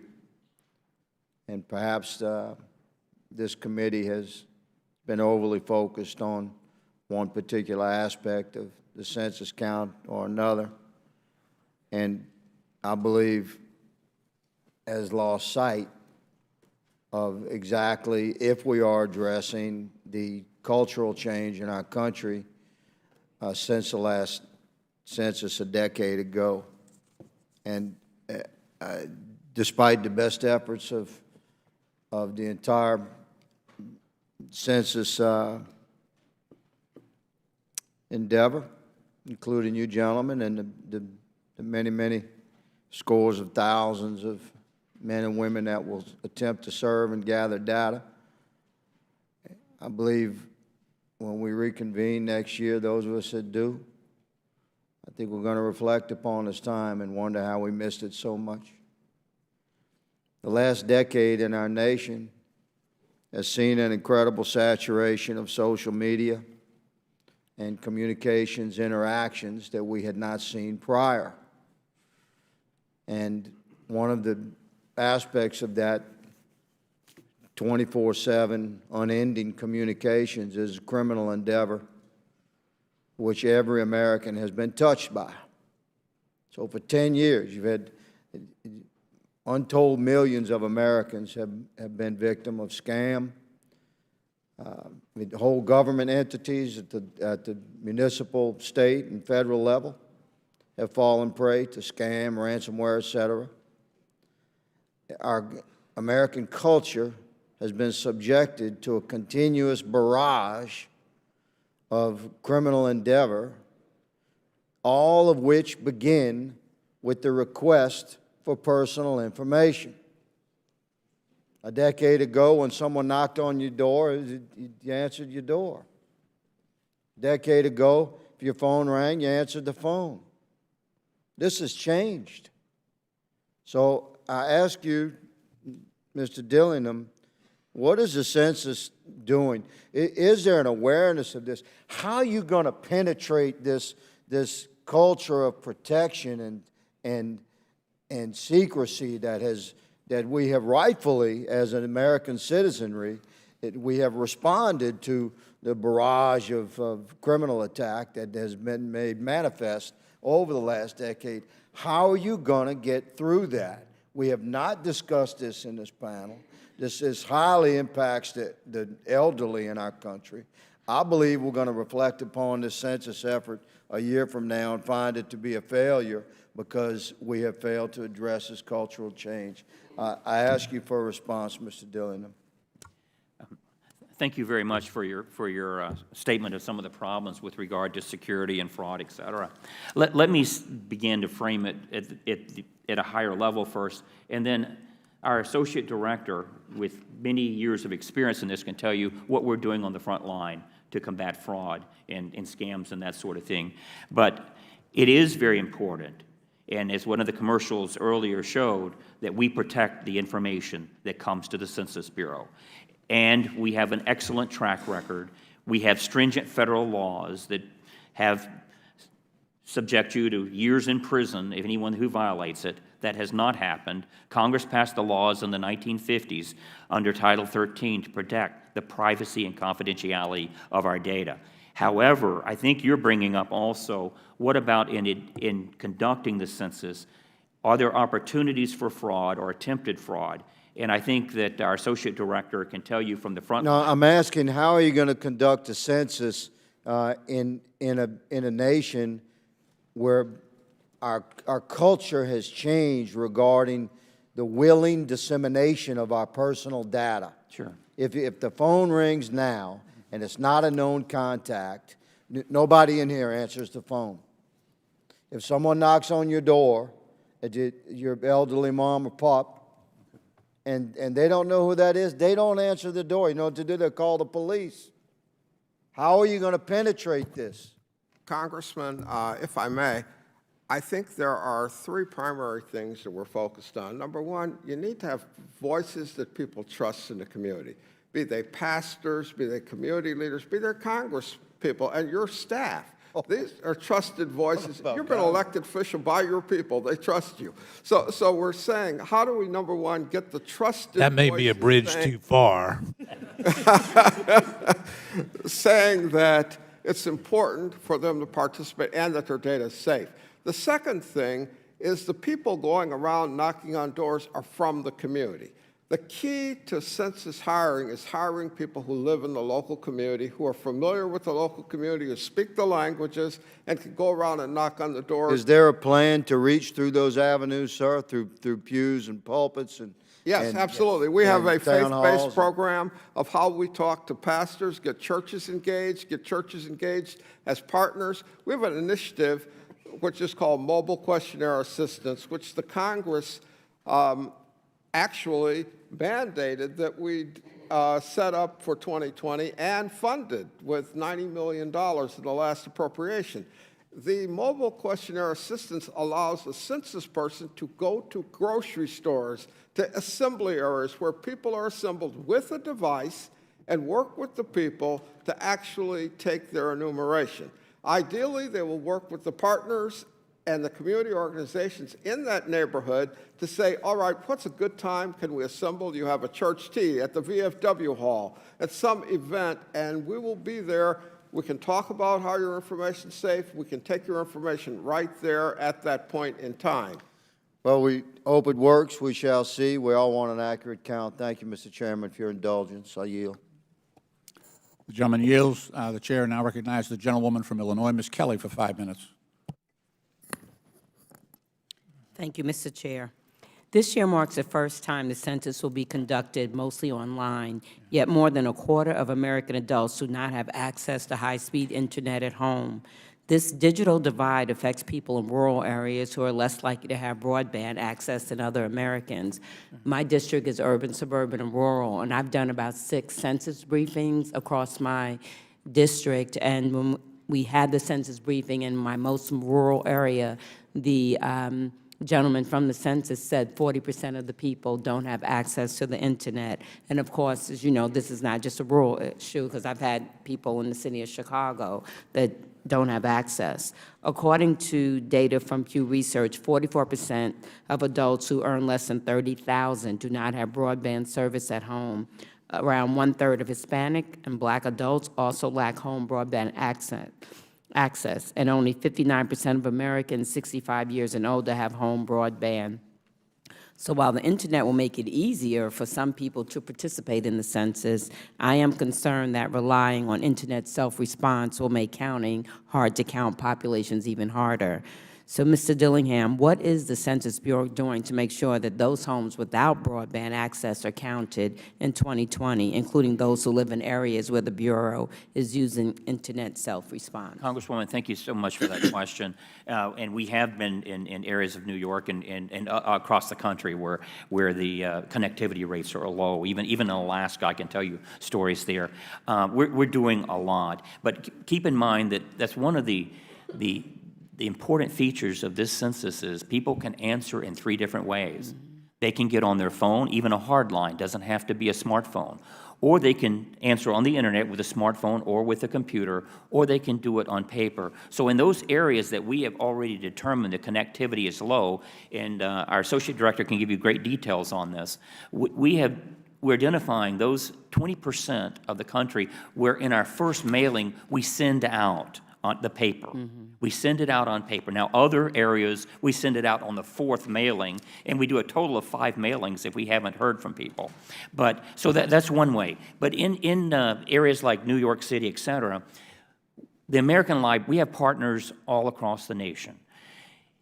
The American Library Association has asked all of its member libraries across the nation to open their doors, and I've been to those libraries. It is so important. And that is a way that people can go, but it's just not the libraries, it's the businesses, et cetera. When I was in Baltimore, Maryland, they wanted a storefront operation where people could come in and be assisted.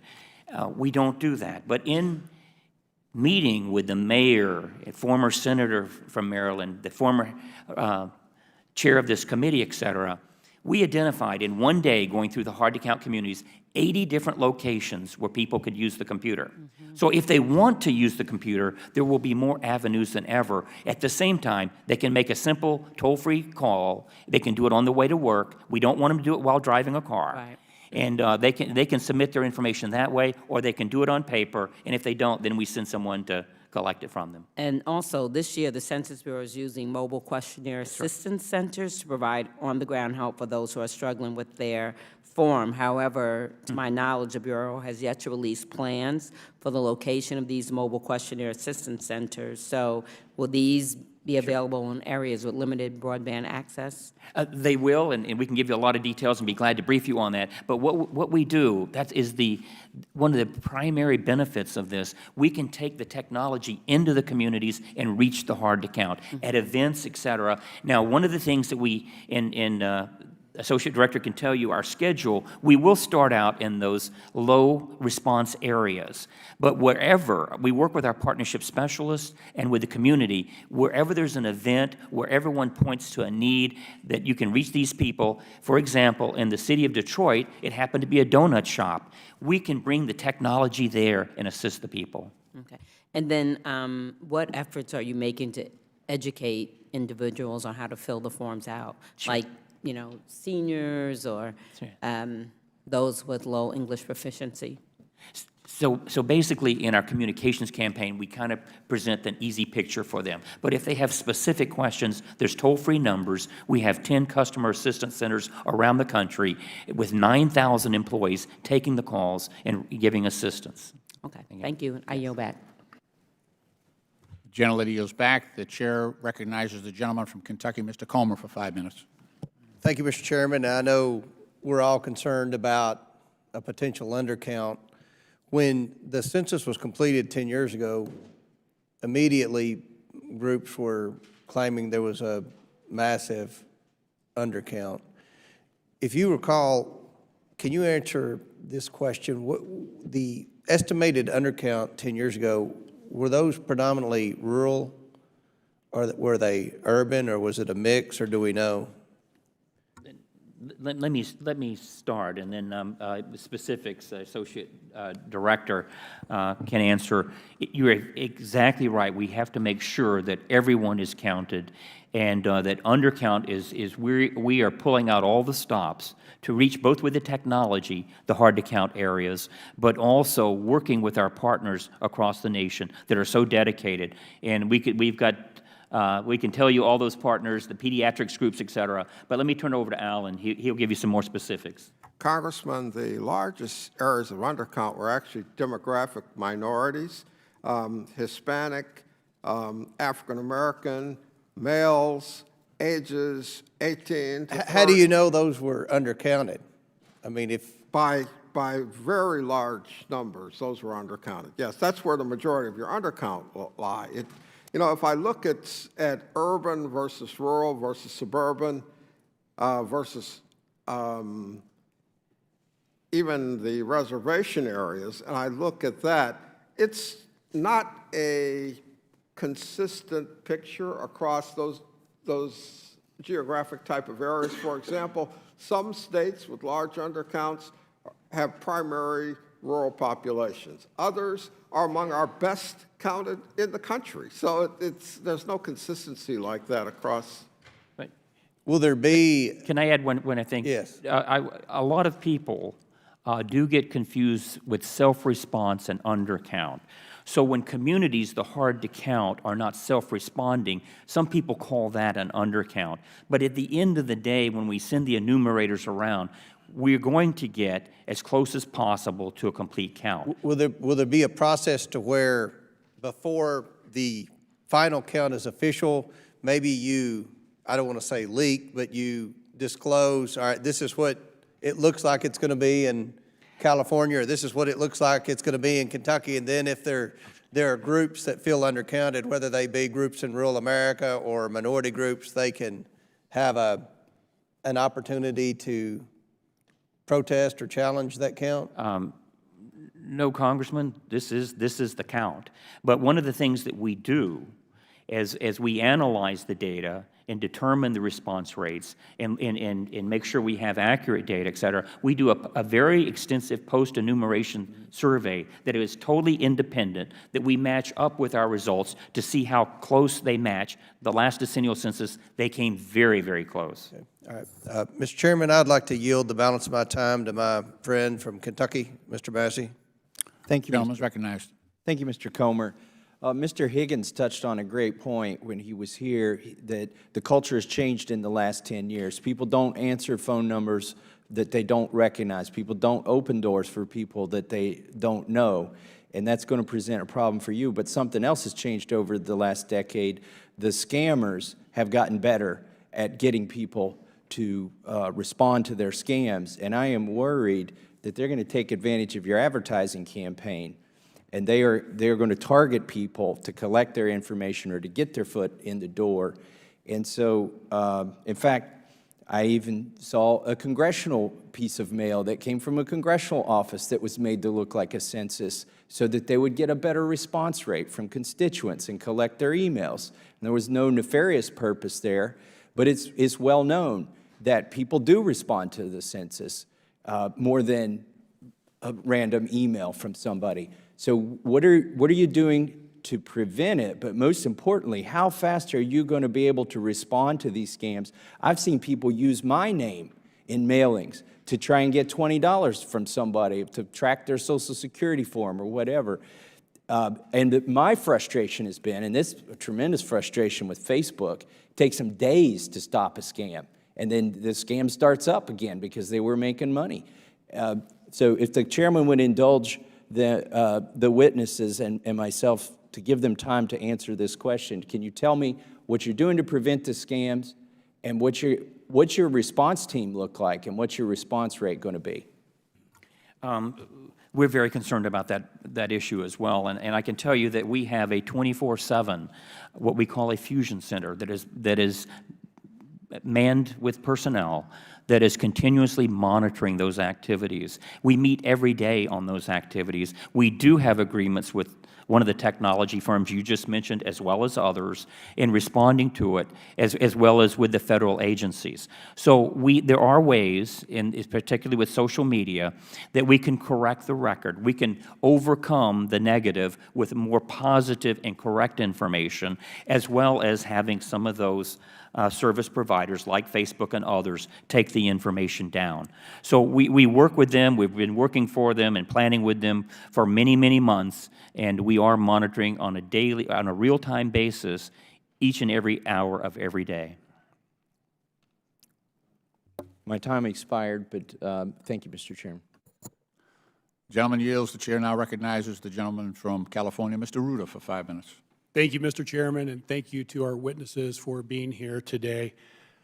Dr. Dillingham, I just want to get a better understanding of some of the outreach efforts to reach those that don't have English as their primary language. My understanding is that 1 in 5 people in America have a primary language other than English that they speak at home, and that there's approximately 400 languages and dialects here in the United States. I represent part of Little Saigon in Orange County, which is the largest Vietnamese population outside of Vietnam. And many of the individuals there are refugees who not only is Vietnamese their primary language, it is their only language that they speak. Yet I know that from the paper census, we are only in English and Spanish, and that there's efforts to reach those through the internet, but often people don't have access to the internet. So what resources is the Census Bureau using to reach those individuals who obviously aren't English or Spanish, so the written ballot doesn't help, and also have challenges accessing the internet? That's a very good question. We're doing more than ever before in that area. Actually, we provide assistance in English and 12 other languages. And then we have materials in 59 languages. So we reach far more than 99% of the population with our language assistance. However, as you mentioned 400 dialects, et cetera. I saw figures recently that even the people that we have hired, that we're hiring to work, represent 500 languages and dialects. I didn't know there were that many. I knew there was over 100, but there are many out there. And we will find, if we find an individual that there's a language problem that doesn't fall within our materials, doesn't fall within the assistance we provide, we will find an expert, usually from an educational community or someone from that person's community, to assist us to reach that individual, particularly when it comes down to the actual enumeration. But we're also doing outreach with our communications campaign. We're developing more and more materials, and we've had focus groups, more than 120 focus groups, with a lot of those groups that have special language needs. And Doctor, if I could Yes. interrupt, could you maybe bring that home in the sense, for my community in Little Saigon, what exactly is being done on the ground to make sure that we are getting everyone there engaged and counted? Well, one of the things, certainly, and I'll turn it over to Mr. Fountainneau, but we have our partnership specialists from those communities, and we hire our enumerators from those communities. So that's actually one of the best ways. But there's some others that perhaps our Associate Director would like to mention. I think Dr. Dillingham hit on the two key ones, though, that the partnership specialists that are hired to work in that community are familiar with that community, they're from that community, they're fluent in the languages in that community. But our effort is to make sure we hire enumerators who also speak the languages because they're from the community. In case of point of fact, in Los Angeles, the regional director of the Los Angeles region, Julie Lam, is a Vietnamese refugee. So she has a high sensitivity for your specific community, but it's just not that community. We're looking at every one of our diverse communities in terms of how can we make sure that the people that come work in that community relate to the people who live in that community, that they understand their languages, they understand their customs, and are able to effectively take the census message in. And then let me ask you, too, going back to those who don't speak English or Spanish as their primary language, but have access to the internet. My understanding that there are tutorial videos, but there's only 2 tutorial videos, Spanish and English. This seems like a pretty easy lift on behalf of you guys to be able to address this by adding additional videos in other languages. Is there a commitment to do that? There are videos in other languages than Spanish and English, yes. There are. In how many? Roughly, I will have if you know. Get that number. Get back to it. Okay. All 59. I'm sorry? All 59. All 59 primary languages are Yes. now with videos? Have a video, Up and yes. running. That's great to hear. Thank you. I appreciate that. And then lastly, I know that we've had some difficulty and some discussions about guides available to Native Hawaiian, Pacific Islander languages, and the Navajo, the only Native American language represented. Is that changed? Is that being addressed to make sure that those subsets of the U.S. demographics are being addressed? The primary way we're going to reach those subsets of the demographic is through hiring people from those communities and using their language skills to help us actually be effective in those areas. And let me just add one thing. In working and visiting in Hawaii with some of those language challenges, we actually have partners in Hawaii, and one of the great contributions they make is that on their own, they will translate the promotional material. So we do count on our partners to assist. This is one of the most valuable areas of assistance from our more than 250,000 partners is the language assistance. Well, thank you for your answers, your hard work, and your commitment. And Chairman, I yield back. The gentleman yields back. The chair now recognizes the gentlewoman from West Virginia, Mrs. Miller, for 5 minutes. Thank you, Mr. Chairman and Ranking Member Meadows, and to all of you all for being here today. Over the past year, we have met in this room to hold hearings on the census. Unfortunately, due to the aggressive partisan hearings that have dominated our attention, I feel like our duty to conduct oversight over the census has been severely lacking. We only have a month to go until our constituents will begin responding to this very, very important government program, and I truly hope that our efforts have been enough. My district is a representation of how difficult the census can be to complete. Language is not an issue, but 4 of the 18 counties in my district have 100% of the population living in hard-to-count neighborhoods. I've spent the last year visiting every one of my 18 counties, and I can tell you firsthand how very rural my community is. It's critical that we count each and every one of our constituents, no matter how difficult it may be. And I thank you, Mr. Dillingham, and all of you for being here today to answer our questions and our concerns, and I think you're doing a very good job. Mr. Dillingham, in rural areas, what is the Census Bureau's plan to target those constituencies that are like mine? Congresswoman, we very much are engaged with trying to reach those rural communities, and we know that West Virginia has some particular challenges, particularly with connectivity is one of the major challenges. Our partnership program is one that is very important, that we have partners all through every state. You have the Complete Count Committee, we have our partners. But we're trying to reach in many different ways, and in administering the census, we focus on the hard to count with some of the new technologies that we have. When we have these mobile assistants that can go out into those communities, and they will help with the collection of the information, and we have the partners in those communities, like the American Library Association, et cetera.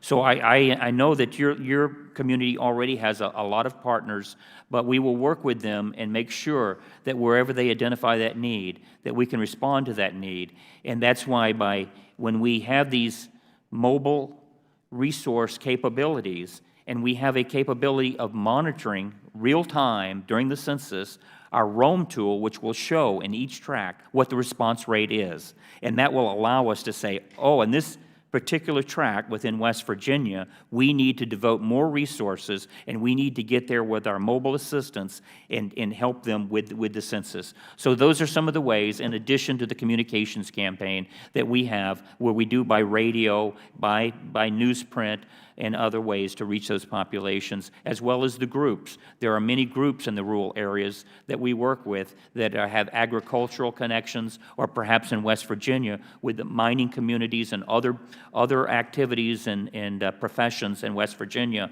We will work through those, and that's why business partners are also very important.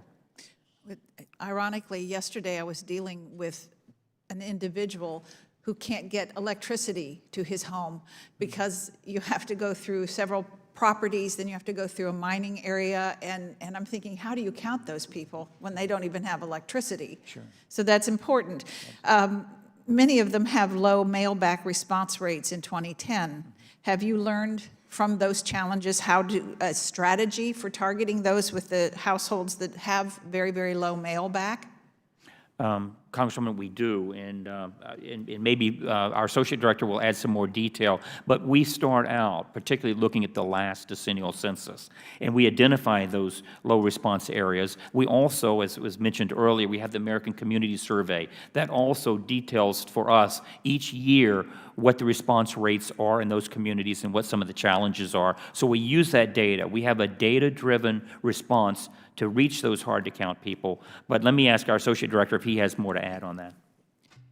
Congresswoman, one of the things that we do is increase the number of enumerators that are going to be working on the street in your community in non-response follow-up, because we know that historically you have had some low response rate areas, and therefore it says that means I need to put more people on the street there. So our efforts are to make sure we hire enough people from those communities to actually go around and knock on the doors and collect the data in non-response follow-up, which is the next phase. The other thing that the director mentioned, and I had mentioned earlier too, was our mobile questionnaire assistance, which is designed to enhance self-response by sending census people out early to go around and spend time with the local communities, helping them take their response on census instruments, or if they are in areas of connectivity, using the phones.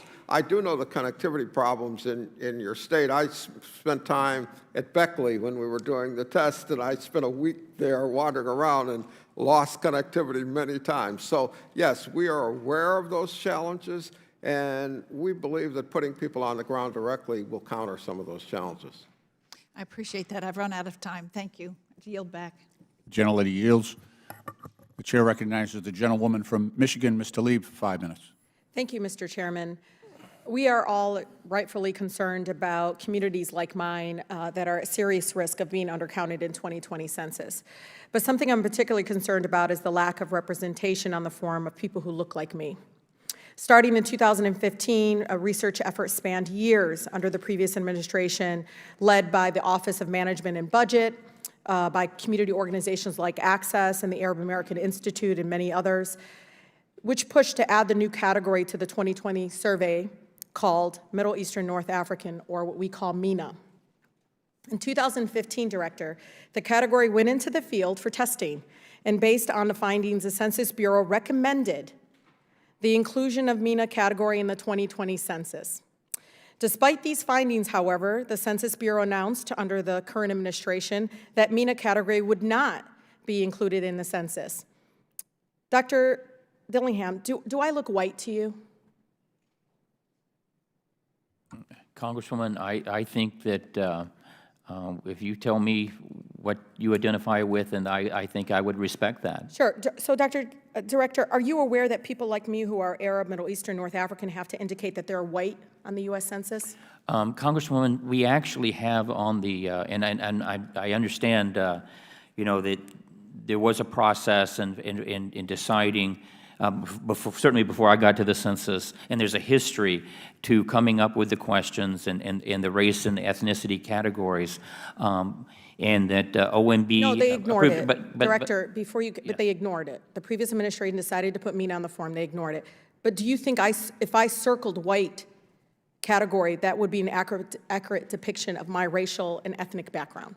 Congresswoman, we do not second guess what you put down there. Okay. And, Well, and we do have a write-in. We do have a write-in. Director, People can write. you're not giving me an option, because let me tell you, there's a reason why the recommendation happened. Sure. Because would circling white on the census change my lived experience as a person of color in our country, right? Even saying that, you understand there's a difference when you actually have the checkoff box. That's right. Because the MENA community, like others, relies on accurate census representation for health research, Director, Certainly. language assistant, civil rights laws, and reporting educational outcomes. In addition, it would help address things like crime reporting, Director, helping minority business owners get loans, and drawing congressional and state legislative boundaries. So, Director, do you believe it is important to better collect racial and race information from census participants of Middle Eastern and North African descent? Congresswoman, Do you believe that, though? I can say that by having the write-in provision, that is the Sir, option. it doesn't have the same impact, and you know that. You know that. Yeah. That's why the community pushed to add the category of MENA, and they did it right. They went through the process, and they got it approved. And this administration decided to ignore them and to make them invisible again, right? That's what you're doing. You're making us invisible. No, the continued absence of this ethnic category contributes to erasing us. Our living, working, we all live and work and raise our families here. I truly believe this issue needs to be addressed, and we need your leadership to push back against this current administration's lack of wanting to see people like me being represented on an official government federal form that decides around funding, decides how they're going to treat us, how they're going to approach health research, linguist assistance, all those kinds of things. And I mean, you know, Director, we need to get it right, because I'm not white. I'm not. And I don't try to say to others that you should be this or that. Sure. But when I sit on this form and I look at it, I don't see myself represented on this form. And I think that's a huge issue for people like me. Sure. And I need you to do more in pushing back against this current administration, ignoring what the previous administration was able to do. And the U.S. Census Bureau decided to add MENA, and they ignored it. Congresswoman, I can assure you that we continue to study race and ethnicity and the options for self-reporting that. Director? And let me just say that but we've been studied enough. We want your views, and we're beginning the process of looking at the 2030 census. It's too late.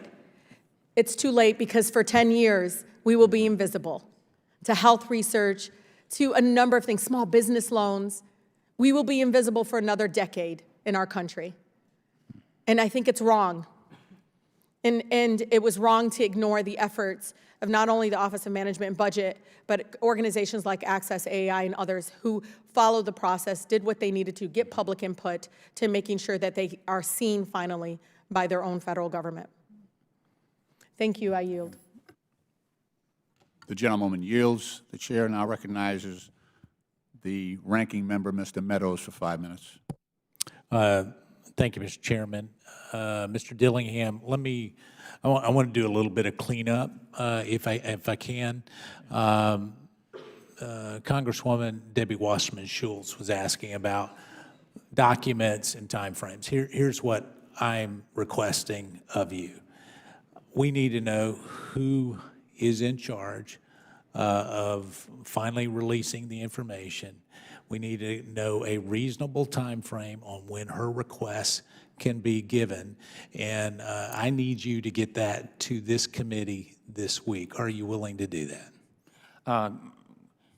Congressman, I certainly will do everything I can, That's- certainly will do everything I can to get So let back to me the interrupt committee you. this That was week. a softball Yeah, question. I understand, Congressman. We So- will get back with an answer. That's not, listen, this is not my first rodeo. And I get this Yes, sir. from the previous administration. I'm getting it from, I need it this week. Are you willing to do that? You got people behind you. Turn around and ask them right now, because we're going to wait until you give me an answer.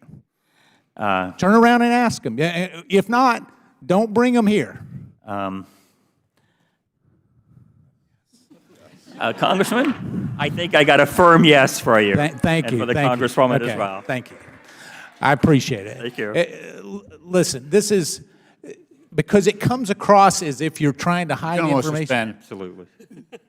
it shouldn't be this hard. It should not be this hard. Just basic respect for members of Congress. Each one of them represents 727,514 Americans. Just on that basis, you should give the decency and the respect to the members of Congress who are sitting here, who have been elected by their constituents. Give them the information that they are owed, that they deserve. That's all. I yield back. Congressman, I agree with both of you on this. I can just by way of explanation, that we try to recruit as many partners as we can, and sometimes when we're putting the list together, especially in the early stages, some did not give us permission to use, and so we need to remedy that. And I think we have the remedy, is what I just heard. We may have the remedy.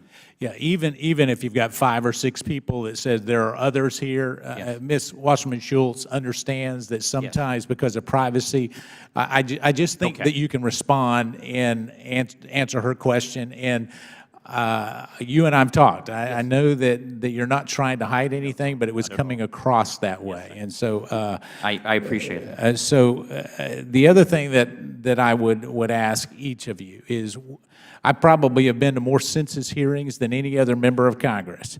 It was not on my bucket list, I promise you. And there are going to be some problems. There are going to be some major problems. And here's what I'm asking you, Dr. Dillingham and Dr. Fontenot, if you would, is if there is a major problem, I don't want to read about it in the Washington Post or the New York Times. If you would get with the chairman and let us know, even if it has to be discreet, if you're seeing a problem, we want to know about the problem right away. Are you both willing to do that? Congressman, we are, and in fact, I think we have every opportunity. We brief your staffs on a regular basis. We brief all the caucuses that were mentioned earlier, and we're a very transparent organization, and that's the way we do our business. And I guess what I'm saying is, when the problem comes up, I don't want to hear about it from GAO that we got the, but go ahead. I saw you raising your hand. Yeah, Mr. Meadows, as you know, the strategy that we have in place, the Comptroller General has directed us to make sure that some of them are sitting behind us. We have a strike team that's going to, if we see a localized problems, because that's where it's going to be localized, we're going to be able to get in there right away and then obviously report back to the Congress. Thank you, and thank your entire teams. Both of you have got teams. Listen, we've gone with your predecessor, Mr. Thompson. I actually had a number of meetings and was really concerned in terms of progress. We were working with GAO and others, and We're in a much better place today than we were even a year ago, and certainly than we were 3 years ago. At the same time, because it is new technology and new methods of collecting this data, we want to make sure that we have an accurate, not only an accurate count, but one that is credible, that will withstand scrutiny. So if you see areas that you've got areas of concern, if you would please let us know, that would be very helpful. The other thing that I want to come back to is in terms of the pinging, multiple pinging of non-responses. When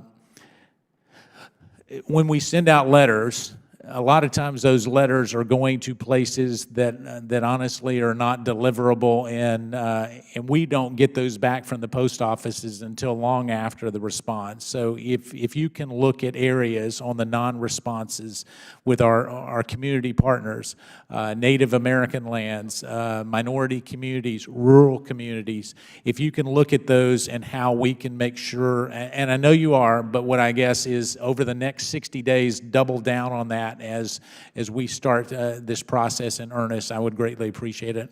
I see you're nodding, so for the record, I guess we're all in agreement. Is that correct? All right, I'll yield back. I thank you. Okay. The gentleman yields. The chair now recognizes the gentlewoman from California, Ms. Porter, for 5 minutes. Hello. I want to ask you about an example of census disinformation that is already spreading, not on social media, but through the postal mail.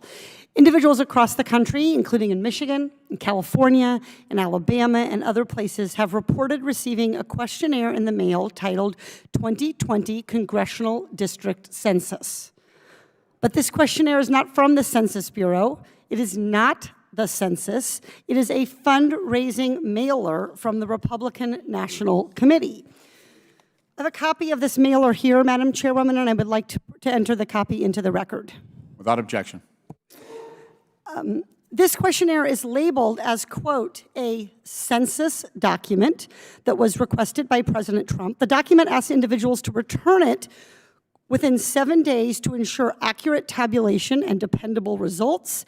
And it says, quote, enclosed is your official congressional district census, and people are given a registration code that is specific to them, a several-digit number, not unlike an alphanumeric number, not unlike what they're going to be getting to then go online to complete the census. This is not the first time that we have seen the RNC, the Republican National Committee, try to confuse voters by sending them a mailer that imitates the census. They did the same thing in 2010, prompting Congress to pass a law sponsored by Chairwoman Maloney trying to stamp out this conduct. But here we are, 10 years later, and the RNC is at it again. Dr. Dillingham, are you familiar with this RNC mailer? I've heard generally about the problem. Have you seen it? No, I have not seen it. We have sent it to the Census, to the Postal Bureau for investigation. Will you please commit to reviewing this? We will be glad to review it. I'm asking you personally, will you commit to reviewing this? I certainly will. Thank you. Have you asked the RNC to cease and desist from using the term 2020 census or official census in its mailings? Congresswoman, I would have to look and see. I'm not sure who sent that out. And I am. Okay. Because I have reading glasses. I'm sure you're going to be able to see this. Mm-hmm. Way down here on page 2, this little bitty box, in about, I would say, 4 to 6 point font, it says paid for by the Republican National Committee. Will you ask the RNC to stop using the terms 2020 census, official census, and a registration census code? We will study this problem, and let me tell you what we do for avoiding any type of scam or misrepresentation. I would love to ask you more generally about this, but I'm concerned about this. And this mailing has already gone out. So the time to stop it was actually before it happened and when the first reports came into your office. We know Californians have called the RNC. Someone's parent got this, an elderly parent. The adult child called the RNC, asked them to stop sending these things to their parent, and the RNC which I realize you're not responsible for, but the RNC told them, quote, this was an order by Donald Trump to send out to people and they must comply with us. The census is already facing so many problems with disinformation. This fake census from the RNC will only serve to increase confusion and distrust. And I call on you to do everything you can to accurately combat this document. These were beginning to be mailed back in early 2019. So this has been an issue for over a year now. And we should all, regardless of party, avoid politicizing the census. Do you agree? I agree. We should not confuse any mailings like that with the census. Absolutely. Okay, what actions is your team taking to prevent fraudsters from capitalizing on the census to scam Americans? Well, we do have on our website, we have ways for people to report this, for avoiding scams and fraud. We remind them that don't ever give your Social Security number, don't give donations, don't do anything on behalf of a political party with anything on the to do with the census, don't use your credit cards, et cetera. So we put out advice, and then we also try to make sure that we dominate any communication with more accurate advice as well as reporting. Mr. Dillingham, I have a question about this, because I'm glad that you have this, correct information on your page. Do you track census scams over time, and will you share that information with this committee as well as with other partners and stakeholders so that they know what is being circulated that is false, so that when people bring in, what system do you have to accurately encourage people to self-report, and will you share with us what is being self-reported? Because I want to know how many Americans contacted the Census Bureau to complain about this form. Will you provide me with that number, please? We have that information. We'll get those totals to you. Thank you so much. I yield back. The gentlelady yields. I now recognize myself for 5 minutes. Mr. Marinos, you're the Director of Information Technology and Cybersecurity for the Census. Is that correct? I noticed from the GAO report a couple of things. One is they're saying that this will be the first census where the Internet shall be the preferred mode of communication and participation. And yet, further down on the report, it says that we still have significant problems with cybersecurity within the census system. Is that correct?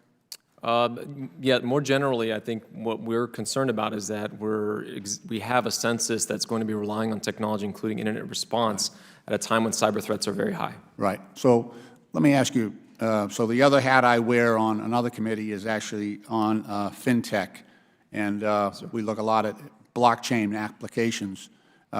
Is this the type of system, and I know that blockchain is used extensively on databases and registries in other countries. Is this the type, are we looking at anything like that where we can use a more secure system, a distributed system, one that is less vulnerable in terms of where the census is going?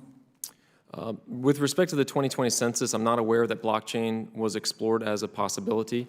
It's entirely possible that, in the lead up to the next decennial, that may be an option for the Bureau to consider. Well, by this is a every 10-year process, correct. So you would think by 2030, but I mean that the time to start, right, would be now. Yeah, in fact, in reality, the internet response capability was earlier tested, and considered in the early part of this decade as well. So in reality, the Bureau is already pursuing and making plans for 2030, and GAO itself will turn its eyes that direction as well to see what sort of planning is taking place within the next year. Yeah, I know there are, at least today, some privacy issues because the blockchain is it's transparent, it's public. But I also know that there are permissioned blockchains where trusted parties have access, and that encryption allows us to use pseudonymous or anonymous representations. But given the uses that we're applying the census data to, for federal funding, number of congressional seats, that's all data that gives people in this country an actual identity. And there's a lot at stake here, and I just hope that, in your position, you might be the person to drive that process, to actually begin, obviously we can order a study, we can order the census to to undertake a review of blockchain viability within the census. I'm sure my colleagues and I could put something together on both sides of the aisle, but it would be prudent, I think, to take the initiative on your part to explore some of these possibilities. Yes, sir. There are essentially two things that GAO is doing right now. One, we are monitoring, as you see from our report issued today, on what's taking place right now in the preparation for the 2020 census. Having said that, at your initiative, we're looking at issues like privacy. We're looking at the extent to which the Bureau is anticipating, once it collects the information, how it's going to protect it. And it's entirely up to the Congress to certainly ask us to look at issues like exploring what are possible technologies that could be explored for the future, for 2030 as well. And we'd be happy to entertain that. Thank you. I mean, it is tamper-proof. It's been proven to be tamper-proof, and there's an immutability aspect that is very strong. I do realize there's some weaknesses on privacy right now, although there are a lot of really smart people working on that issue. We've got some scalability issues, but the fact that this is this is a decennial census, it would appear to be something that would lend itself to that type of process. I know some other countries are looking at that as well. My time has almost expired. The Chair, now I will yield, and the Chair now recognizes the gentleman from Missouri, Mr. Clay, for 5 minutes. Thank you, Mr. Chairman, and thank all of the witnesses for being here. Director Dillingham, good to see you again. Nice to see you, sir. The black community is historically undercounted. In the 2010 census, black communities were undercounted by 2.1%, or roughly 778,000 people. It is crucial that the Bureau now work to address the historic issue of fully and accurately counting the black community. During our hearing last month, Mark Morial, CEO of the National Urban League, testified, and I quote, 60%, this is the Census Bureau's research, 60% of African Americans are going to rely on the door knocker to provide information, notwithstanding the internet, notwithstanding the telephone, and notwithstanding the paper form. That number is much higher than the national average of approximately 45%. So, Dr. Dillingham, how has the Bureau adapted to outreach and enumeration plans to address the black community specifically? Congressman Clay, it is very important that we reach the black community, as with all communities, but certainly there are more challenges sometimes with a minority community, and particularly the black community. We appreciate the work that the Urban League and others are doing to assist us. They're our partners in this effort. And so, as I began with my opening statement, we never underestimate the potential assistance that we can get from our partners across the nation, and particularly from those groups that are working most closely with the black community. And we also need the leadership in the black community as the trusted voices to encourage everyone to make sure they're applying to the census. Now, we have a lot of new reach-out activities. We discussed earlier some of the new technologies that we can take into the hard-to-count communities, those where the low response rates are lower, and to help reach those individuals as never before. Nevertheless, it is important that they have the trust and that they're motivated and engaged. So we do have, as Associate Director mentioned in a previous answer to another, we encourage the faith-based community. We encourage all the communities to help us with that, to make sure they're motivated, make sure they get the messaging. With our communications campaign, we have special commercials to reach those communities. And so we're really using a variety of ways. But let me ask our Associate Director if he has more direct. Let me say this before you respond, that it's going to fall on the Bureau. It's going to fall on enumerators actually getting out there and knocking on those doors. Because you all know what the response rate is going to be, and that's when you all are key to the follow-up. And- Mr. Fontenot and then Mr. Mim, I see you want to kind of say, go ahead. Congressman, one of the things we do is model those communities where we expect lower response rates to determine whether we need a larger number of enumerators. Okay. And in that case, we are planning larger numbers of enumerators in those tracts that have low response rate, and especially in some of the black communities where we're planning larger numbers of enumerators who are hired from within that community, who know that community, to go out and then take the count. But we're depending very heavily on our partners in the community to help us raise the trust level. But Mr. Morial also said that your outreach should be culturally appropriate.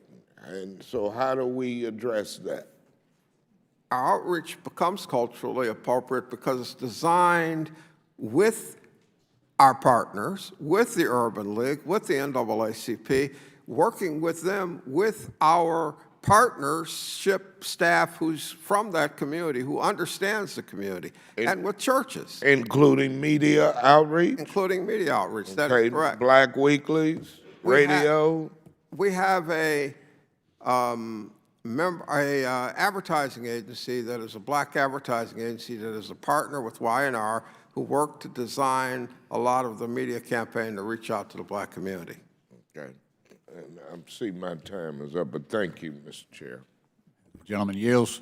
The chair now recognizes the gentleman from Pennsylvania, Mr. Keller, for 5 minutes. Thank you, Mr. Chairman, and thank you to the panel for being here today. The census is very important to everyone, and I just want to make note that now that the impeachment sideshow has ended and Speaker Pelosi finally thinks the census should be an issue of focus, I'm glad to see we're starting to address some of the potential problems with the census. Ensuring an accurate count is essential, particularly for rural districts like PA 12, the one I represent, who receive a lower return on federal tax dollars invested to the tune of $2,000 per person not counted. As of the beginning of February, over 2 million people had completed an assessment to become an enumerator in the 2020 census, which is approaching the target of 2.6 million interested candidates by next month. In order to reach the end goal of hiring 500,000 people as enumerators, I understand the Census Bureau is conducting a recruitment campaign to ensure an adequate workforce.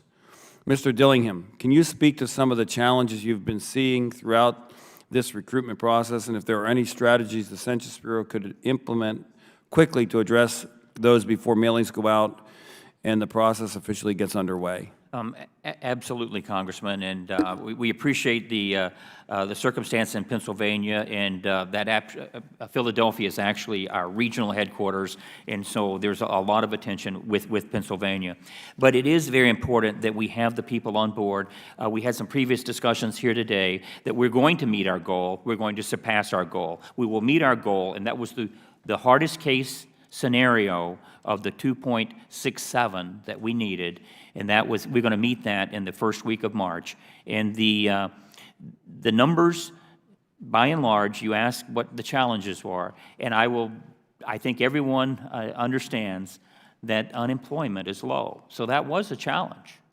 And so we've recruited, we have alumni that come back every 10 years that love to do this, but we've recruited in the university setting. There's 20 million university students out there with student loans and needing money. So we have made a very concerted effort. We have more than 6,000 partners in the higher education field, and we spread the word in so many different ways. And our recruiters, we have right now 4,500 recruiters that are recruiting people. So that is why we're making our goals. We're on the course, and if we're over our goal, if you look at a response rate of what we predict, but if the worst case scenario, we certainly need more, and we're not going to stop recruiting all through the decennial census. Until we get the count, we're going to continue to recruit, so we will far surpass our goal. Okay. Are you seeing challenges specific to recruiting enumerators in rural parts of the country? And if so, what ways can we as Congress be helping to improve recruitment and give you the tools you need? Congressman, exactly. Rural areas and in other areas, particularly, I could say generalized in much of the Northeast, in some of the smaller states that we've encountered that. And one of the ways we do it is that we have continuously reevaluated the pay rates. So we have raised, even very recently, I think this week, we increased the pay rates for these people in certain jurisdictions based on what we're seeing and the needs. But let me ask Associate Director Fontenot if he wants to add. Congressman, our labor economists work to look at the dynamics by county in areas that we're having difficulty recruiting. Some of those dynamics include the unemployment rate, the type of work in that county, the prevailing wage rate in that county, and we've been adjusting wages up where we've needed to reach more people. In terms of what you as a trusted voice in your community, as a congressman, and your local staff can do to assist us is emphasize people's responding to our recruitment advertising. That's primarily, if it's in a blog that you're putting out, if it's something that your staff can do to emphasize, step up and respond to Census at 2020 census.gov/jobs and get people engaged in applying. That would help us significantly. But our people will work, our recruiting staff will be working with your district staff on any particular tracks or areas in your district that we're having difficulty recruiting. Okay, I appreciate that. Thank you very much. I yield back. The chair recognizes Ms. Ocasio-Cortez of New York. Thank you, Mr. Chair. I would be remiss if we didn't remind the committee overall that this is not our first census hearing, but we have been at this work for quite some time. Yet, if it is a given member's first time showing up to a census hearing, I welcome them. The Trump administration spent more than 2 years trying to add a citizenship question to the 2020 census, which one Republican operative and gerrymandering experts said would be, quote, advantageous to Republicans and non-Hispanic whites. Last year in July, however, the Supreme Court ruled that the attempt to add the question was unlawful and that the reason given to Congress and the American people was, quote, contrived and, quote, incongruent with what the record reveals. Yet I fear that the damage has already been done. A study of Latino attitudes towards the census by NALEO found that 83% of undocumented persons and 74% of citizens worry that the Trump administration will use census information against immigrants. So, Mr. Dillingham, I want to get a few straight answers right now. Sure. I hope that they're relatively straightforward and would appreciate it if you could answer these with a simple yes or no. The first, the 2020 census will not ask about citizenship or immigration status, correct? That's absolutely, yes. Thank you. The census data will not be used in immigration enforcement, correct? Yes. Thank you. The census data will not be released to the Department of Homeland Security, correct? Yes. And as we know, releasing census data to DHS would be a crime punishable by 5 years, up to 5 years in prison or $250,000, correct? Yes. And can you pledge today that immigrants can trust the Census Bureau to keep their data confidential so that they can participate in the census without fear? If I understood your question, it was whether or not I could convince or share with that you can pledge today. Pledge today. Absolutely, Congresswoman. And I would like every member of this committee and every member of Congress and every elected leader, every appointed leader, and every leader in every community to communicate that same message. It is apolitical, the census. It is bipartisan, and we need everyone's support. Thank you, and I appreciate you saying that. However, we do know that that message is not quite getting out to the country. Arturo Vargas, the CEO of NALEO, testified before the committee on January 9th. He said, quote, many Latinos are resistant to participate in the census because they believe, after years of coverage, that there will be a question on the form despite its absence. And Vargas also continued to say that the Census Bureau, we have observed that the Bureau has been instructed not to discuss that question, the citizenship question. Is that correct? That is not correct to the best of my knowledge. Okay, great. As a matter of fact, I discuss it. Other people discuss it. Whenever it comes up, we have total freedom to discuss it. Okay, great. So it's your testimony that the Bureau has, and employees of the Bureau have not been instructed, have so you're testifying that that is not true, that the I am not members aware of anyone being instructed, not to discuss the citizenship question. not to discuss. Now, let me just say this. Okay. This is a possibility, and I don't know of any factual basis for that. Our research indicates that we promote the benefits of the census, and so we don't go back and repeat something that may be perceived as being negative. We talk about the positive. I see. So is the sense, but I think the question here, to dig a little deeper, will the Bureau advise the public clearly and decisively, specifically, that there is no citizenship question on the census? Well, it's certainly been the case whenever I've been asked, or anyone with the Census Bureau has been asked. That is an absolutely accurate answer that we give, that it is not on there. In our advertising, now I cannot speak to the methodology of the NALEO research, and I am generally aware of some of the publicity with it, and they are our partner, and we support them and what they're doing with the Latino community and others. But we do our research with a very broad scientific survey of 50,000 focus groups of more than 120. We found that people were more interested in knowing the benefits. And so that's what we emphasize. Thank you. And just with my last question to clarify, if someone knocks on my door in the Bronx, how can a person confirm that this person is in fact from the census? Congressman, we've been to your district in the Bronx. We didn't meet with you on the particular occasion, but we drove through and by Queens College, et cetera, in that area, and we saw some of the apartment housing, et cetera, and some of the public housing or authority-controlled housing, and we understand how important it is that they recognize when this is an official census person coming. So we will have indicia, we will publicize it, we will have badges, the case we cover will have the U.S. Census Bureau on it, and so we have those ways, and we will also communicate with whoever is in charge of that complex, et cetera, that this is why we're here and this is what we're doing. And we have found that when we do that, when we enter, for example, I was told by our partnership specialist, when we enter a hall, word goes down through that hall immediately in that complex that, oh, these people are here and this is what they're doing. So we will work with those communities in every way we can to make sure they know that we have a legitimate purpose, and it is a purpose that we hope that they will support and has benefit to them. And I want to thank you also for working with some of the outstanding leadership in the state of New York that everyone knows in promoting the value of the census. Okay, thank you very much. Gentlelady yields? Oh, the gentlewoman yields. The chair now recognizes the gentlewoman from Michigan, Ms. Lawrence, for 5 minutes.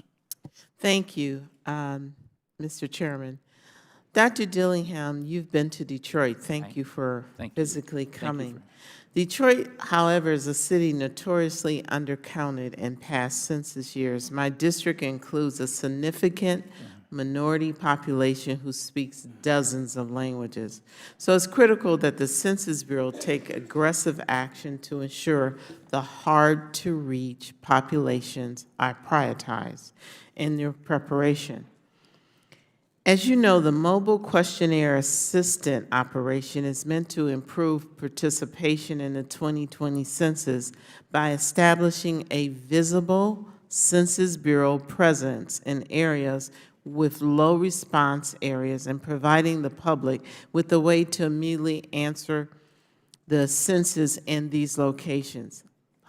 With this being said, that was a commitment that I received from you, but I'm concerned that this operation will be understaffed and simply inadequate to serve the millions of Americans who may need it. In 2010, the Census Bureau spent $35 million on questionnaire assistance and deployed more than 31,000 staff members to nearly 39,000 locations. However, in fiscal year 2020, Congress gave the census $1.4 billion more than the President requested, and Congress has directed the census to spend a minimum of $90 million on this operation. On last Friday, however, the census informed this committee that you've only obligated $7 million to date, and that it plans to deploy only 4,000 staff. Director, I'm concerned that your proposed staffing level and infrastructure for the mobile questionnaire is insufficient to ensure cost-effective use of funds.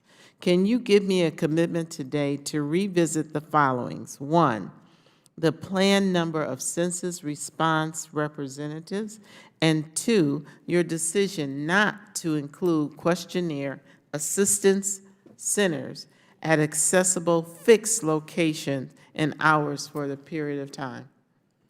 I certainly will, Congresswoman, and I appreciate the visits to Detroit and those hard-to-count areas, the 8 wards of Detroit, and we went to those areas, and we saw the locations where we could use the mobile assistance, where they can go into the community centers. As I recall, each ward had plans for a community center. We visited one, but they have centers there, and we also went to donut shops, for example, in Detroit, and we saw where the homeless would congregate, and we said that is where we can take the technology directly to those locations and help to count those people. So are we going to do that? Are we going to do it? We are going to do that, and I want to commend the city of Detroit and the partners that the occasion when we visited the law school, et cetera. Those people were very committed, and when they took us around early on a Sunday morning, we saw those locations, and that's what we intend to do. Now, you bring a question, and we'll be glad to get back with you on the facts and figures, but it was unanimous among the professionals at the Census Bureau that the fixed locations in this day and age were not nearly as efficient or as effective. As a matter of fact, we don't have the hard data, but some data we have indicates in some locations we had an average of 1.5 people visit a day. And to have a storefront location where only 1.5 persons come in a day is not being efficient and effective. That is why there was agreement, and the Congress asked us, the appropriating committees, the House and the Senate said, what can you do and what can you do better? And we developed this plan, which they decided to fund from $90 million, and we actually may spend $117 million on it. But it is an additional more than 4,000 people who are our recruiters. So if you're not going to invest into the brick and mortar as correct. was the plan, how do you reach? Well, I mean, how do you give access to those people who say, I can't figure out what you're talking about, somebody needs to tell me, Sure. and you're not knocking on the door? How do you fix Sure. it? Well, what we do is through our partners, like the American Library Association, if they want to do it online, they can go to the community centers, they can go to the library, they can go to the businesses that allow that with those, the internet option. A lot of those people will not choose the internet option. That is correct. That is correct. And then, so then they, if they have a phone, they can But call. Dr. Dillingham, we have a crisis in Detroit where a lot of our local libraries are not open or functioning, or if they are, it's only 2 or 3 days a week. So how do you satisfy that need when you don't have a place on a regular, consistent schedule for them to have access? Yeah, let me give you one example. In Detroit, and working with the former chairman of this committee, and they were interested, and the mayor was interested in a fixed location in Baltimore.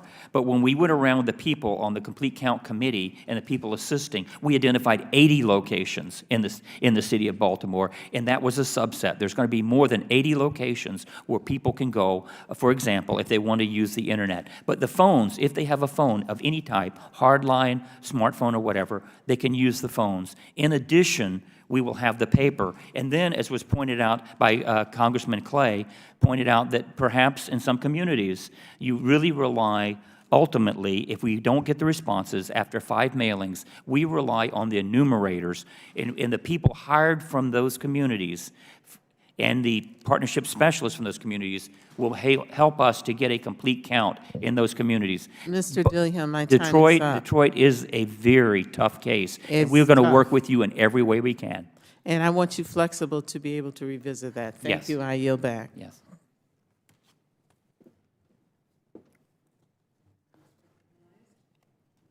The gentleman from Maryland, Mr. Sarbanes, is recognized for 5 minutes. Thank you, Madam Chair. The 2020 census, it's the largest and most digitally advanced census that we've ever conducted. It's the first that will be done mostly online, as I understand. So obviously, cybersecurity is going to have to be a top priority for you all. There's a report today from the Government Accountability Office which raises serious concerns about whether the Census Bureau is up to that challenge. It says, quote, "The Bureau continues to face challenges related to addressing cybersecurity weaknesses, tracking and resolving cybersecurity recommendations from the Department of Homeland Security, and addressing numerous other cybersecurity concerns, such as protecting the privacy of respondent data." So notwithstanding the commercial we saw at the front end, which showed that security obviously is going to be a key concern, we have some worries here. Mr. Marinos, can you elaborate on the cybersecurity challenges you identified in your report? And I guess I'd just make the point that if ever there was a juicy target for those who want to hack in and cause mischief and sow discord and all the rest of it, it would be our 10-year census when we're putting it online in a way we've never done before. So that's got to be obviously a high priority. So could you speak to that, please? Certainly, Mr. Sarbanes. So indeed, I think that's what is probably the most important thing to emphasize here. We're dealing with cyber threats on a constant basis against federal agencies, and Census Bureau is no exception with respect to that. The reality is, and why GAO identified the census as a high-risk area in 2017 resides quite heavily on the innovation. So the fact that we are looking to rely on the internet response option as one of the key ways for the public to be able to respond to the survey is what creates the risk and specifically the cybersecurity risk. Now, having said that, we have some encouraging news here. The Bureau is working with CISA, as we mentioned, the Department of Homeland Security's cybersecurity experts, and has been doing that for actually over 2 years. CISA has been conducting assessments. CISA has been providing consultative advice to the Bureau and has an agreement with the Bureau to provide operational support in the event that the Bureau starts to see some nefarious activity. So that's a positive. Yeah, well, let me jump in because I guess the Census Bureau's own data was talking about these concerns, and last Friday the Bureau informed us that it had 924 unresolved security vulnerabilities known as, quote, plans of action and milestones, end quote, at the end of January, and those vulnerabilities included 151 that were, quote, high risk, and 60 that the Census Bureau deemed, quote, critical. And according to the Bureau itself, less than half of these will be fixed before Census Day on April 1st, 2019. So, Dr. Dillingham, shouldn't all the critical and high-risk IT problems be fixed before April 1st? Congressman, we certainly would hope that would happen. But let me explain that the Census Bureau engages in a very sophisticated risk management process that began in the 1990s with guidance from GAO on how we do risk management. So what we do is we identify all of our risk. They document some of these risks, and they tell us when we're slipping on our schedule or where risk continues to exist. We develop the plans for remedying the risk, and we get things off of that list every day, and more come on. We have, as I mentioned earlier, more than 25,000 tests that we have to do with our IT system, and we have more than 27,000 tasks that we perform. And whenever we see that something is slipping schedule or whatever, we put it on our risk list. And then we work the risk list, and the majority of those are coming off the list. I think GAO commends us often about the progress we make, but the whole concept of risk management is to always be looking for a risk, and that risk can simply mean you're slipping schedule a little, and then you work the risk, and that's what we do. So we will never, in my opinion, not have a risk list. We will always have risk, and risk by definition means there's a possibility that something will happen, not that it has happened. I mean, I certainly appreciate that, you can't guarantee that every risk is eliminated completely. That wouldn't make any sense. But I hope you're just throwing everything at this on the front end. And Mr. Marinos, do you have some confidence that the Bureau still has time to address the key challenges, the most obvious risks that you've identified in the GAO's recommendations, and get that done before Census Day? Well, we're definitely encouraged, in particular with respect to how the Bureau is approaching trying to take action on feedback it's getting from DHS. Just want to clarify, too, with respect to the issues that the Bureau itself identifies as a course of testing, the results of testing are the corrective actions, and so that's a positive. Having said that, we've been on record recommending to the Bureau that it do a better job to rack and stack, prioritize what are the most critical risks to them. They actually make those decisions because they're the experts of their environment, and that's where we're continuing to uphold the fact that our recommendation is important to implement. Thanks, I yield back. The gentleman yields back, and the gentlewoman from Massachusetts, Ms. Presley, is recognized for 5 minutes. Thank you, Madam Chair. First, I just want to say I'm grateful to your convening this important hearing and for your tireless work to defend the integrity of our census in keeping with the leadership of our former chair. And I thank you, Mr. Dillingham, for bringing him into this space, Elijah Cummings. I cannot overstate the importance of a successful and accurate census enough, and we've been talking throughout today about hard-to-count districts. More than 60% of my constituents living in Suffolk County live in hard-to-count neighborhoods, more than 60%.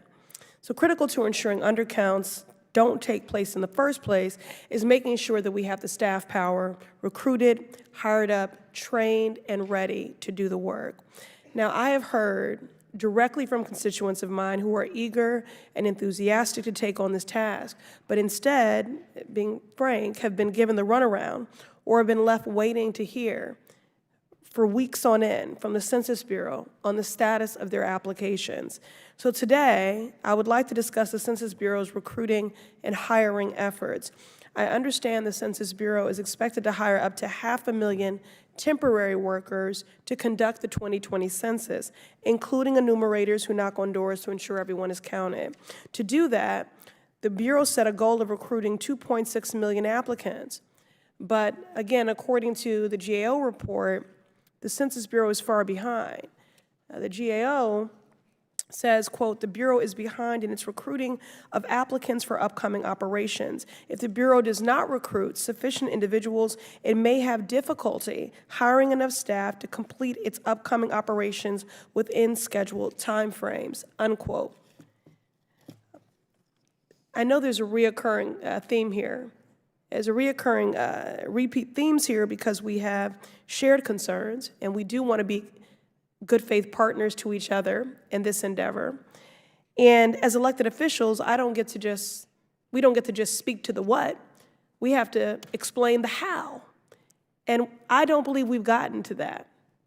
And so, Dr. Dillingham, you have known about this problem for weeks, outlined in the GAO report. Why is the Bureau so behind on this, with just weeks before the counts begin nationwide?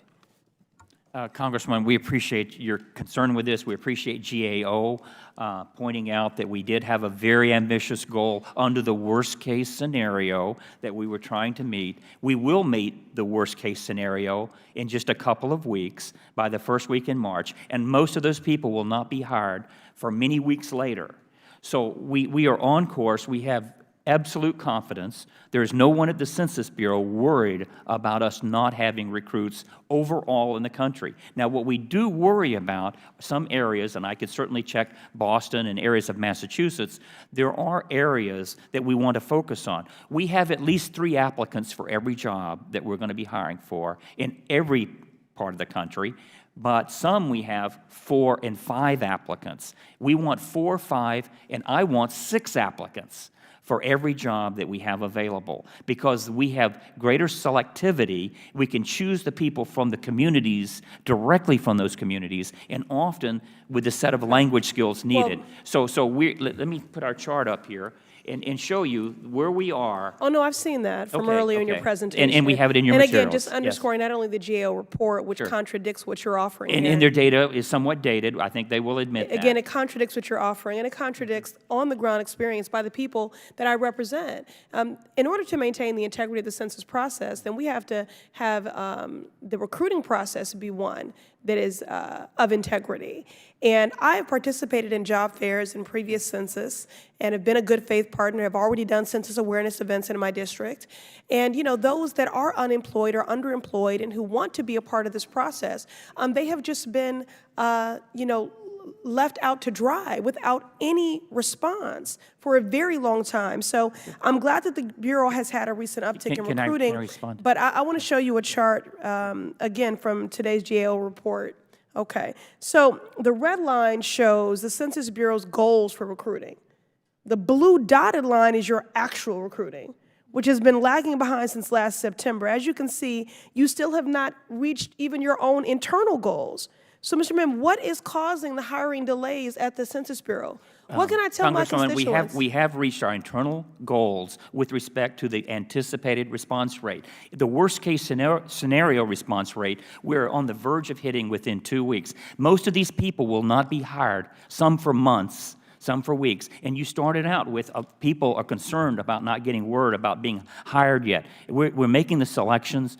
In March, we're going to be making final acknowledgement selections. of even receipt of application. But at the committee's last census hearing, Mark Morial, President and CEO of the National Urban League, said it's time to ring the alarm bell on the enumerator program. They are behind, and there is no strategy to catch up.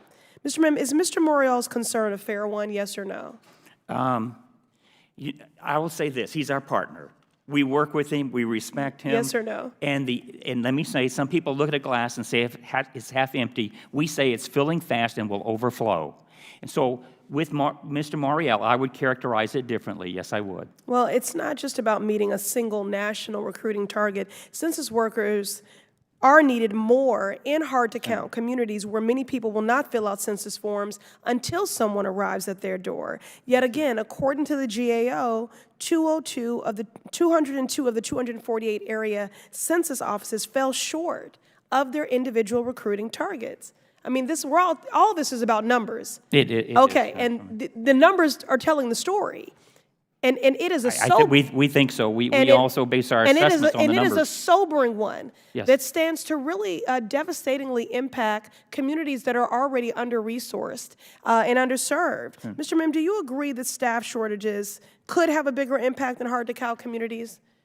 Or Mr. Fontenot, anyone who would like to add, weigh in here? We agree that staff shortages could have a big impact on hard-to-count communities. But I will emphasize that by the time we start making selections for our hiring, we will have exceeded 2.67 million applicants in our applicant pool. The challenge that your constituents is having is they've signed up for the census a month ago, 2 months ago, and we haven't hired anyone yet. Our plan always was to begin selection for the non-response follow-up operation, which is our big operation, in March.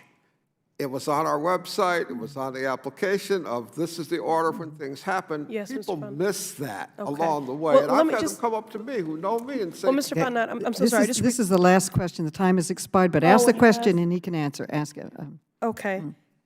All right, well, I just want to say for 3 counties in the Massachusetts 7th, which I represent, the Census Bureau still needs to recruit 11,000 applicants. So just for the purposes of the record, and Rep. Ocasio-Cortez was doing the same thing, can you just clarify that none of this delay has anything to do with security concerns? There are people affiliated with the census who have told people that have applied that this is an exhaustive process because there needs to be extra screening and be mindful of people who would be coming to your door. And this has especially been told to those who have queries. So could you just for the record just say that there are no discriminatory barriers to people applying, and then speak to what is a reasonable time to expect someone to get back when someone has applied? right now, we're sending a letter to any applicant who has applied within 2 weeks of their application. They're getting some notification. Right now. We have received your application, okay?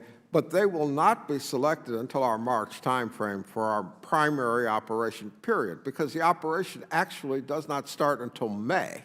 So we're hiring people in advance of an operation and a training process. And so that's the one thing that I want to maintain clarity on, that there will be a gap of approximately 60 days between the time we start selection and the time people start actually working and being paid. The gentlelady's time has expired. The gentleman from California, Vice Chair Gomez, is recognized for 5 minutes. Madam Chair, thank you so much for holding this important hearing. I want to thank all of you for being here. I've been working on this issue since I got elected, and one of the things I've been concerned about is just outreach to minority communities, hard-to-count communities, especially like mine in California and downtown LA. Some of the the nonprofits that are doing some of the outreach through some of the state and federal grants, they're reaching out to communities, and I've asked them questions about their program. So they're doing a lot of phone calls right now, doing some advertisement. And then they mentioned to me that the Census Bureau advised them not to have like door knockers when enumerators are out. Is that correct? Congressman, first of all, let me say this with your partners. You have the greatest number of partners than any member of Congress. You're at almost 2,000 partners. Yeah. And so I commend you greatly on that. Yeah. Those partners make a very important difference. Also, you have probably the most difficult, hard-to-count community with the homeless. Yeah. And when I was in L.A. and visiting your district and visiting your office, and in fact, both HUD as well as the city were trying to get some counts as to that population. And I went out and looked, and we looked carefully at the populations and some of the challenges for counting them that we're planning for. But reaching the hard to count in your district, we're totally committed to doing it anyway. With regard to the specific, this is my understanding, is that there has been some discussion because California has more resources and is doing a count of its own of a type, I guess with a corporation, a think tank that's been hired to help with a count. And I think that we have given advice that we don't want to mix the two together so that people are confused as to who's knocking on their door. Is it the think tank administered survey, or is it the census? Yeah. And that's, as far as I know, that's what the issue was and has been. And that makes sense, right? You Yeah. don't want two people so you have one group, say it's the unofficial nonprofit or community liaison knocking on doors saying, hey, have you filled out the census? And then that person automatically thinks that they filled, like they were counted, right? And then they don't respond. That's a real fear, correct? It is. Confusion by having too many people at the wrong time. And I agree with that. But that leads me to some other things that are disturbing that's going on in California, right? There's a situation where we have some mailers, as somebody raised them before. Madam Chair, I ask unanimous consent to enter into the record a Republican GOP census doc said 2020 census district census doc. And they're mailing this out into California, right? Do you believe that this will cause confusion? Congressman, I got a copy of it before you came into the hearing today, and another a woman from California shared this with me, and we don't want any confusion whatsoever. So we pledged that we would look at this, and I explained that we have sources on our website that if people feel they're being deceived in a way, they can report it to us, and we will look into it, but also that we never request personal information, we never request funding, we never request Social Security numbers, credit cards, et cetera. So we need to get that positive message but that's out. that's not my question. Here's the thing. If you're so concerned and you advise these nonprofits, the state of California, these different groups, not to have door knockers. We didn't advise them not to. We just advised our folks not to be confused with them. And why? Because you might end up actually suppressing the count itself. So that's the point, right? You have a document that's going out that looks official, right?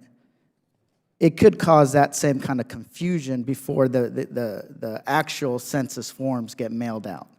And what I'm saying is that we need more communication with whatever entity is out there. You know, if it's the Republican Party, they need to be pointed out that this can inadvertently suppress the count. So I'm not saying that it will, but it is possible.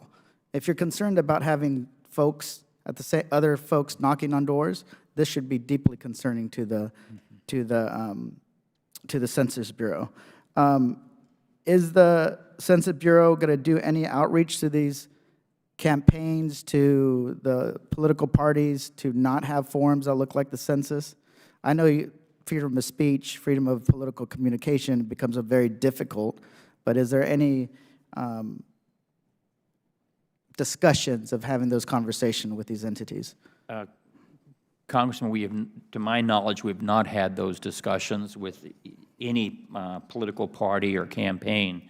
And as I had indicated earlier, our primary response is to make sure people get accurate information that this is not part of the Census Bureau's questionnaire or anything. I do understand, and I am also the recipient of mail that is often disguised with headings to get you to open it and to begin reading it. When I read this, I would hope that anyone would realize this is not the census.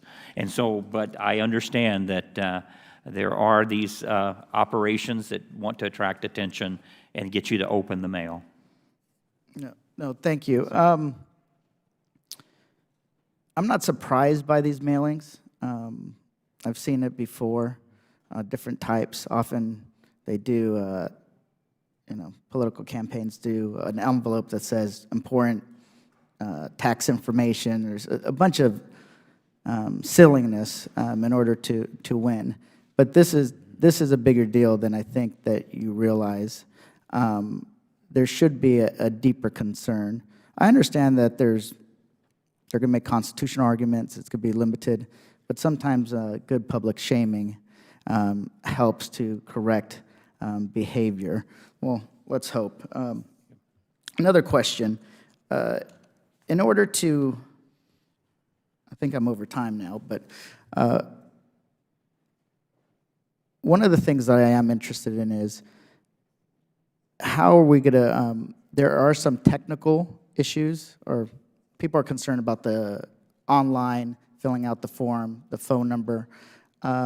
Is there any concern about overwhelming the system, or will the system be able to handle a massive flux of people trying to fill out the census questionnaire at the same time? I doubt it, because it's like, let's face it, people are not revving up to fill out the census. But what are your thoughts? Congressman, we do think about that, and the system has been designed to accommodate far exceed what our predictions are. So that if we think we're going to be receiving the information from up to 200,000 at one time, we designed the system for 600,000 plus. And so far, they've tested very well. We recently made a decision with regard to our systems to make sure that we had the one that would present a better customer experience and could handle the volume a little better as our primary system for the internet self-response. And so we're mindful of that. And, in the event it was to happen, it could slow down the system. But we also remind people, we want them to get it in soon, but they have about 4 months. So it's not that everyone's going to get on the system in one day or even 1 week. And so we do study that, we plan for it, and I think all indications are we're ready for it. But could it happen? I mean, I used to present hypotheticals if it was football season and you got all the college teams playing football and ask at halftime for everybody in the stadium, you probably could overwhelm the system, but I'm not sure that's a realistic scenario. So in political campaigns, we see like there's trends, right? You can tell people turn in their ballot early or they turn in their ballot late. Traditionally, it's been like this kind of this U shape. Now it's moving towards everybody towards the back. Is there, like, towards the end, like the closer to election date, people are holding onto their ballots, waiting longer? Have you guys seen that, like how it works through the census? Is it a traditional, a lot of people answer right away and then slow down and then pick up? From our 18 tests, when we began to look at what type of self-response we had a big thrust early in the process. And then we had a renewed thrust after we knocked on the door the first time and left a notice of visit that said, hi, I'm going to be your census person. I'm going to come back and visit. You weren't here. People then went and got online, and so we had another bump. But our bumps at the beginning and then a little bump, then it tapers off from that point on. Thank you, Madam Chair, for indulging me. I yield back. I want to thank Jimmy Gomez for bringing up this deceptive mailer. I think it's outrageous. It looks like an official document. It says 2020 Congressional District Census. Then it says fill out your census document, and it's a campaign piece for the Republican National Committee, right? That's outrageous. I think that I want to know what your response is going to be to that, Dr. Dillingham. This is abuse. We've been writing all of the Facebook and Twitter and every other social media, urging them to be careful about deceptive documents that could be put on the internet, that could be confusing to people on this constitutionally required effort to count everybody. And then you find out a congressional party is sending out deceptive information. So I found it outrageous. I'm going to be reintroducing a bill that I put in 2010, which I thought would stop this, but would make it a crime to be handing out and mailing deceptive information on the census. Here we are supporting you with all the funding you've requested for, all the support you need to get an accurate count, and then you have other people, you know, in certain parties undermining it. I think it's outrageous, and I want to thank you, Mr. Gomez, and actually I think we should have a hearing where you testify on how you got 3,000 community partners, because I think that's quite an impressive accomplishment. I'd like to have that many. I think every member of Congress would. Congratulations to you.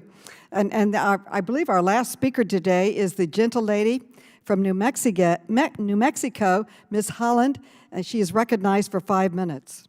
Thank you, Madam Chair, and thank you all so much. Last but not least, so happy to be here representing the 1st District of New Mexico, but if you know New Mexico, I represent the entire state because all of us do. But thank you, Dr. Dillingham. My first question will go to you. So grateful that you're here and spending the time with us that we need and answering all the questions that we've had. I know you know about New Mexico because you've been there. But just reiterating that it's a vibrant, wonderful place, but we have challenges. We're 49th in the country in child well-being, and we have a greater uninsured rate than the national average. A proper census count will mean we can address these challenges head-on. And this is kind of a rhetorical question. I don't expect you to know the answer to every district in the country, but I'll say it so we can, you know, get it on the record. Do you know how much federal money New Mexico will lose for every 1% undercounted? No, Congresswoman, but I'm aware of different estimates in different states. Sure, of course. So we figured it to be $600 million over the decade. A 2% undercount, like in 2000, these vital programs will again be shortchanged $1.2 billion. That translates into less money for schools programs that serve Hispanic, Native, and communities of color, less funding for roads and so many other services. And of course, we can't afford an undercount. So just wanted to get that out there. Following on the line of questions from Congresswoman Presley, I've been an organizer for a long time. It was mostly getting Native Americans out to vote. So I know what it means for people to open the door and see someone who looks like them. And I would do that, clipboard in hand, ready to help the community, ready to get them to be active. The Census Bureau has spoken repeatedly about wanting to hire local enumerators. And throughout New Mexico, the Census Bureau is behind in its applicant goal, which appears to be even more drastic in Hispanic communities in Indian country, and those, I would say, largely are rural communities where the unemployment rate is higher. So I almost feel like that would be a great place to find people. And I'll just add that I've had a number of folks contact my district office and say they applied but never heard from anybody. So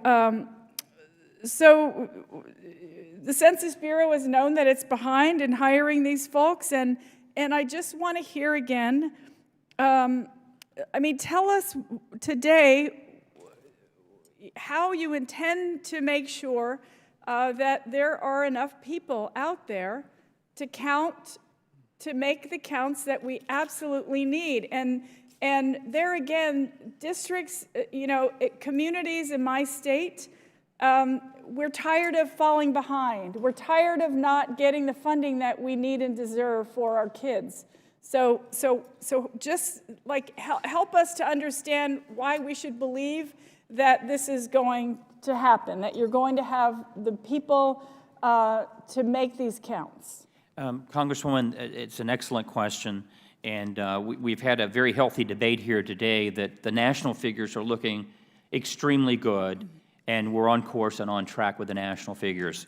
But it is very important that we meet the needs of particular states and particular communities within those states.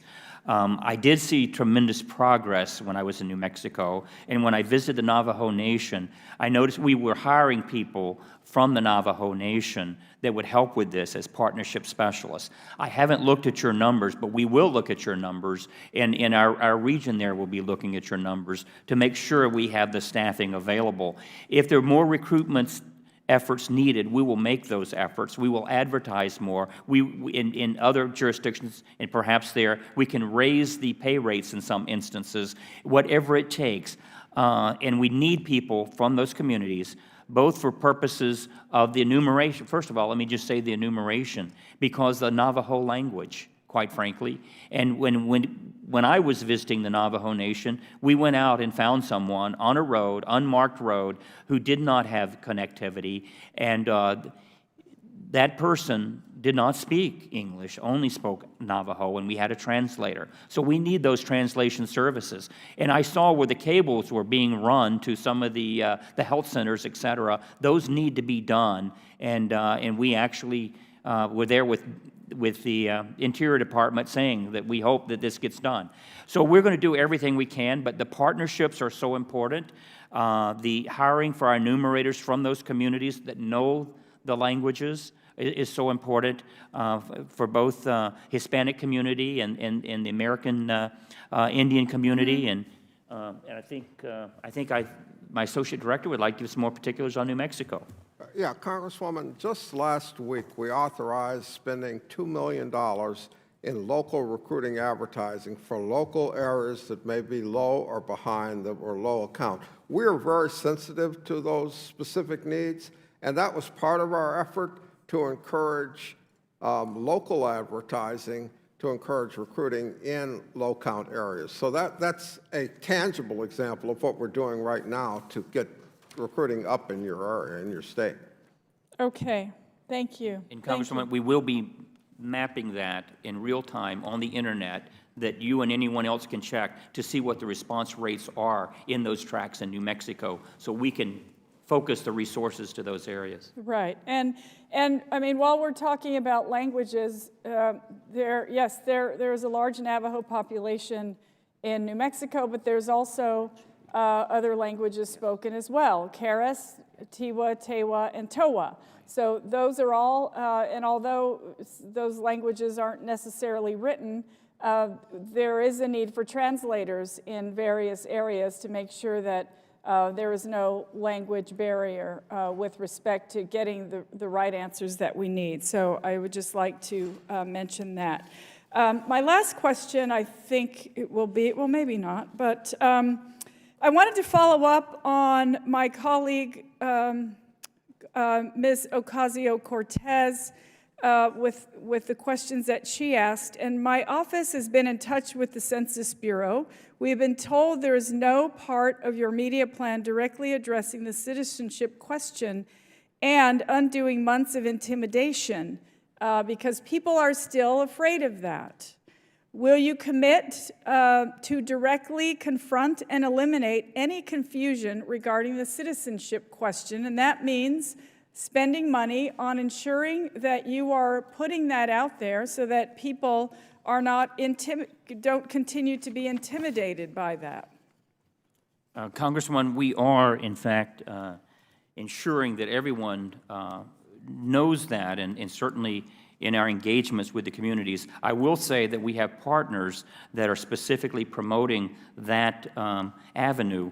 I will say also, though, that our research indicated in working with the groups that they really are looking for the positive reasons to respond to the census, and that rather than enforce the negative, if there was some negative there about past concerns, that we enforce the positive. So the direction of our communications campaign has been a very positive one. Thank you. Chairwoman, thank you for allowing me to go over time. I yield. Well, thank you, Ms. Holland. You had a very important line of questioning, and I'd like to follow up on it. I think her line of questioning of how much would a state lose if you were undercounted 1% is really riveting. And when the number came back 600 million estimated, I'd like to ask for that for each state so that citizens that live there know what's at stake if they don't fill out their form. I can't think of a better way to do that. I'd like to request that if I could, Doctor. Congresswoman, we will share whatever information we have. We usually use the figure nationally of $675 billion annually that we're pretty confident in. There are much, as you said, I think in your opening statement, the $1.5 trillion, some academics and researchers have developed that figure. But her question was if you were undercounted 1%, what specifically would it mean to that state? We could do it based on certain assumptions. Yeah, on assumptions. Yes. That would be great. I'd love that. And I want to respond to Katie Porter's line of questioning, and really Mr. Gomez's, on these false documents that were sent out by the Republican National Committee. I literally passed a bill in 2010 that said that it should be illegal to put out information disguised as the Census Bureau. And it literally passed. So it's against the law to do that. I need to revisit it and add penalties and enforcement, because clearly people are violating that principle. The census is one of the sacred things in our Constitution. It's one of the few responsibilities mentioned in the Constitution, and if our data's not correct, our policies aren't correct. So it's critical to the private sector, to the public sector, to our states, and I would say very importantly that if you're not counted, you're not represented. So we all need to work harder to make that happen. I do want to revisit an exchange that was rather rare, a bipartisan exchange. This has been called the most partisan Congresses in history, but we had a strong bipartisan exchange between Ms. Wasserman Schultz and Mr. Meadows, in which they expressed the desire to get from the Bureau the community partners broken down by congressional districts. I think that's very important. I want to underline that the committee staff, the staff of this committee, has been asking for that information also. So I want to ask again, Dr. Billingham, when can we get that information? We all want to be like Jimmy Gomez, and a way to start is to know who the community partners are in our districts so we can connect with them for a count and get to try to find more. Congresswoman, late last night, I was hoping that I could bring what would look like a large phone book with that list, and but it had not gone through the clearance process. But I'm informed today, at least during this hearing, that we can make that available. That's and great. As soon as it's made available, we will deliver it to you. Thank you, and we'd like to get it out to every single congressman. And finally, I'd like to close first and foremost by thanking each and every one of you for your public service, for your dedication to working for our country. And I'd like to close where we began, with the GAO finding that the Census Bureau, quote, faces significant risks that could adversely impact the cost, quality, schedule, and security of the count, end quote. I can see that, Dr. Dillingham, you and your team and the rest of the Census Bureau are really working very hard. They're working hard in New York. I've met with them. They're dedicated. But the GAO report shows that there are simply too many gaps, red flags that are out there in hiring, in the partnerships, in technology testing, and in cybersecurity. And we have to respond to these red flags that have been thrown up by GAO. And if these gaps are not filled, it is our most vulnerable citizens who will suffer, including children, low-income communities, rural communities, and minority communities. They'll be resulted in an undercount. They won't get the services they need or the representation. They will lose representation, and they will lose funding for critical services like schools and health care. So I urge you to do absolutely everything you can in your power to ensure that every person, every community is counted as required by our great Constitution. And I'd like to close with really information that I have to put out about how much time people can make changes. Everybody has 5 days to add to their testimony and make any changes that they would like to make, and to add additional information to their testimony. I want to say that this is an ongoing series, that we will be having numerous oversight hearings on this critical, important function of our government, which is under the jurisdiction of this committee. I used to chair the Census Subcommittee, then they abolished it, so I might well, I would first like to thank all of the witnesses for testifying today, and without objections, all members will have 5 legislative days within which to submit additional written questions for the witnesses to the chair, which will be forwarded to the witnesses for their response. I ask all our witnesses to please respond as promptly as you are able. Thank you so much for your time, your service. This hearing is adjourned.